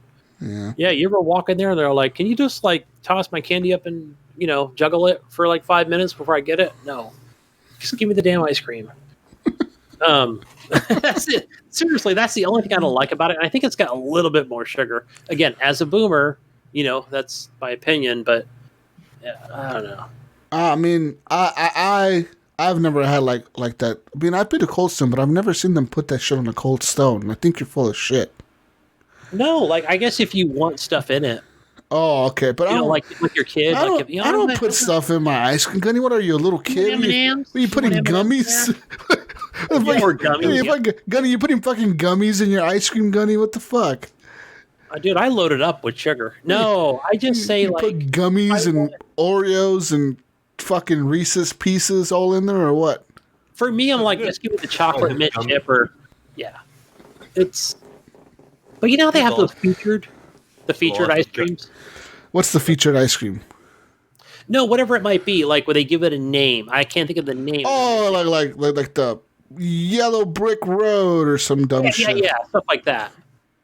The Wizard of Oz ice cream. Woo-hoo-hoo. Go get something featured, right? Okay. And for me, I'm just like, can I get the chocolate mint chip? I'm like, yeah, but like we're gonna put it on a Cold Stone and fuck with it for 5 minutes. I'm like, no, just give me the damn ice cream. You put it. Yeah, I've never seen them put him on a Cold Stone. Maybe because they see that I'm like Mexican or whatever, and they're like, this motherfucker's impatient. He doesn't want his ice cream on a Cold Stone. He doesn't even know what a Cold Stone is. This is a white people thing or something. It's got to be. This motherfucker. I've never seen nobody put ice cream on a Cold Stone, Gunny. Never. Ever. Yeah. But I think the Mayo is closer to me. Mayo, have you seen anyone put ice cream on a Cold Stone and fuck with it? No. See, no one's ever seen this. Gunny. They probably don't do it now due to COVID or something, but I haven't been over there in a minute. I go to Baskin. Is it even open? Is it even open because of COVID? I don't even know. Like, so there's that, and then the See's Candy, and it's on the other side of the highway for me.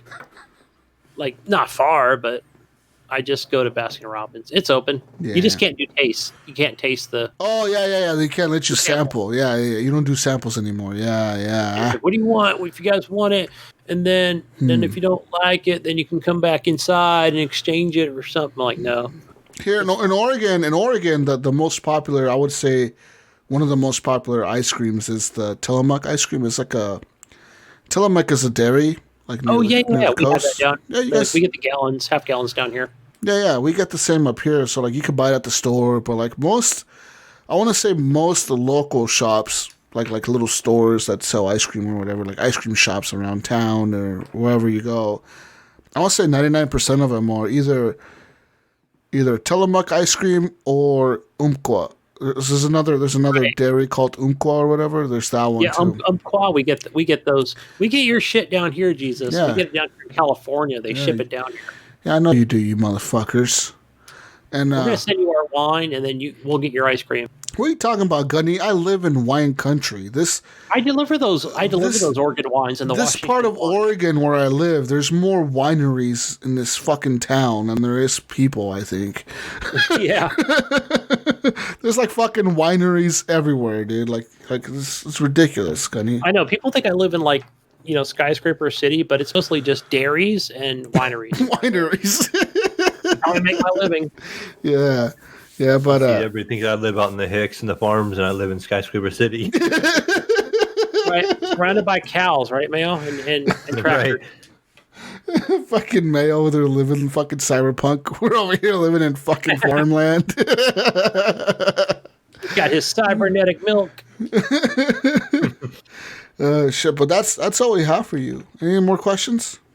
No. No. Okay, Oh, I actually have one more question. Actually, one from me. This is actually directed toward Gunny. Oh. So I saw your post earlier this week, or earlier today, even actually. How was your hot chocolate? Oh yeah. Oh, yeah. So I did send that picture. It's different. I'll say that. It seems a little grainy, but it was good. Like I put some whipped cream on it, and it was delicious. I liked it. I enjoyed it. So Gunny went and found the chocolate that I told him to go find at the store. Yeah. Good It's job. funny because I went over there. I delivered my booze, and then she's like, "I'm like, do you have that grandma's chocolate?" She's like, "What?" She spoke good English, and then I was like, "I don't remember the name." She was like, "Abuelita." I'm like, "Orale, that's the one. You got it." And then she goes, "Oh, the aisle number 3." I went over there. I'm like, no sé, I don't know where I'm going. And then I think as soon as she came over, I was like, "Is this one?" She's like, "See." So I came over. It was like $5.25 for like you get like the 4-pack.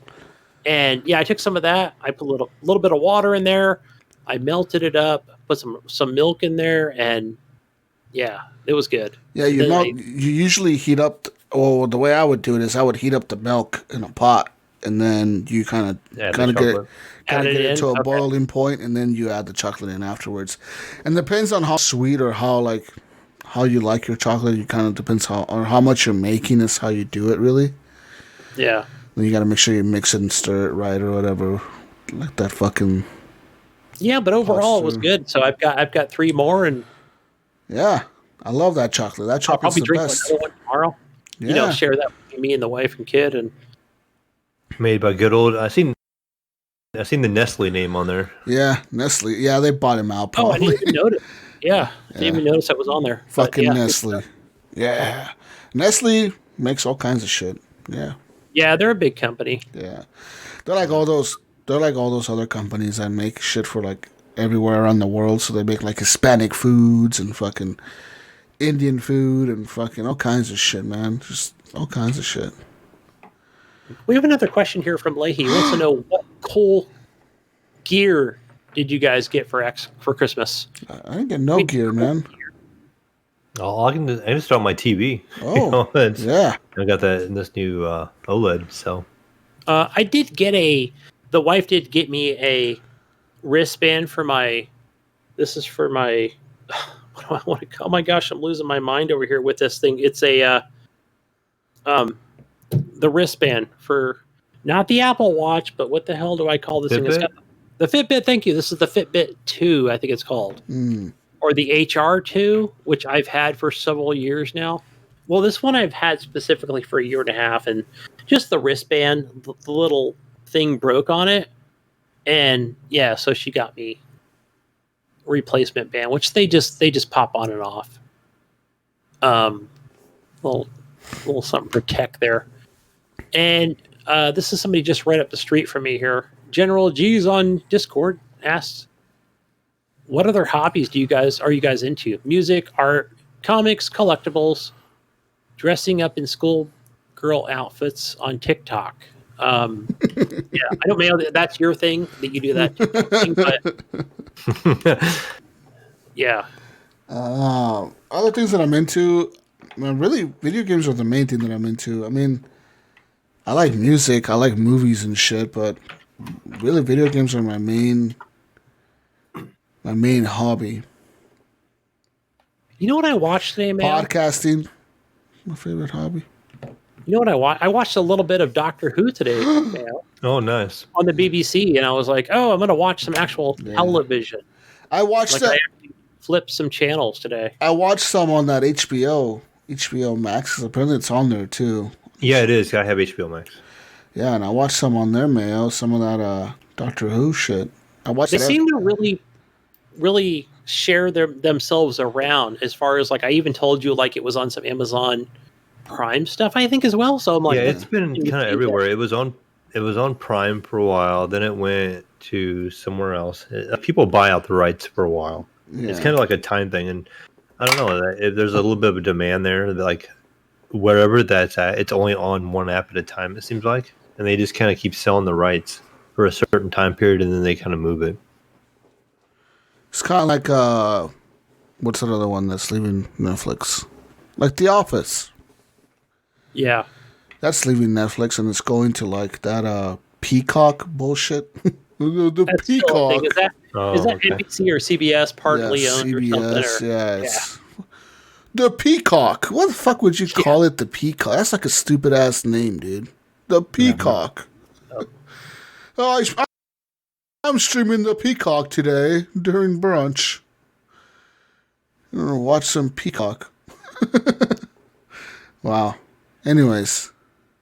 But yeah, as far as like, I'm just gonna take my camera off here so my son can get his clothing. But as far as hobbies and anything like that, really, like, I know I was talking to Mayo about it earlier about movies and stuff.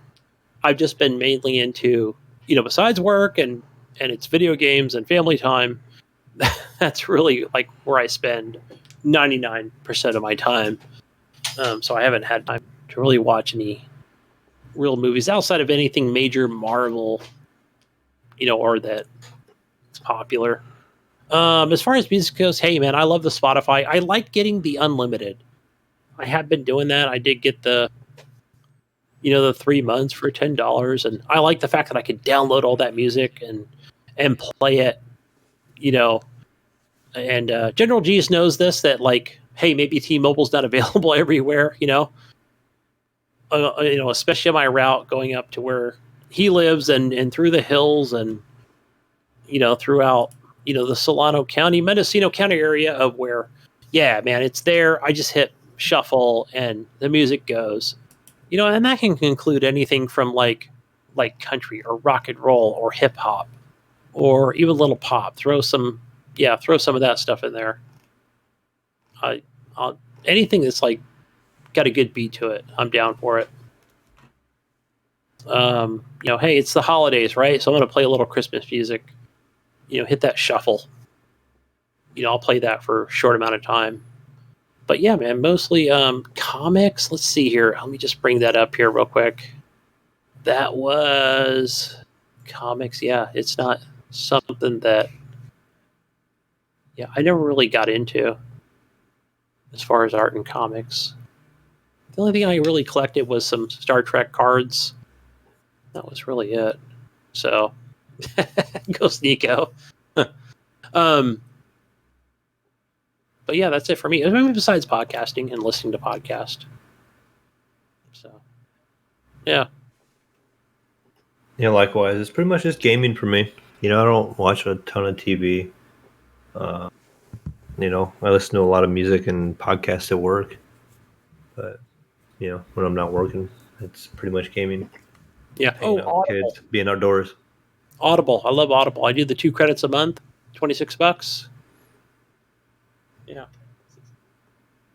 Yeah. Want to say something? Don't forget to remind old man Gunny to play some video games today. Yeah, thank you, little Gunny. No problem, big Gunny. Go play your Minecraft, okay? We'll play tomorrow. So, but I think that's all we have for the show. We're done. Where can we find you, Gunny? Finally, go find me on Xbox, on the Epic Store, and the Uplay Store as Gunny Chief, and over on the PlayStation as HGP_Gunny. Where do we find you, Mayo? Oh, it's mainly look for me on the Discord. As this is the Mayo. You can find me over on Twitter as the Mayo. And I would say that's mainly it. I'm on the Xboxes. I think the Mayo 1 and Steam is Mayo 1. But just come on over to the Discord. Find me over there. Easiest way to do it.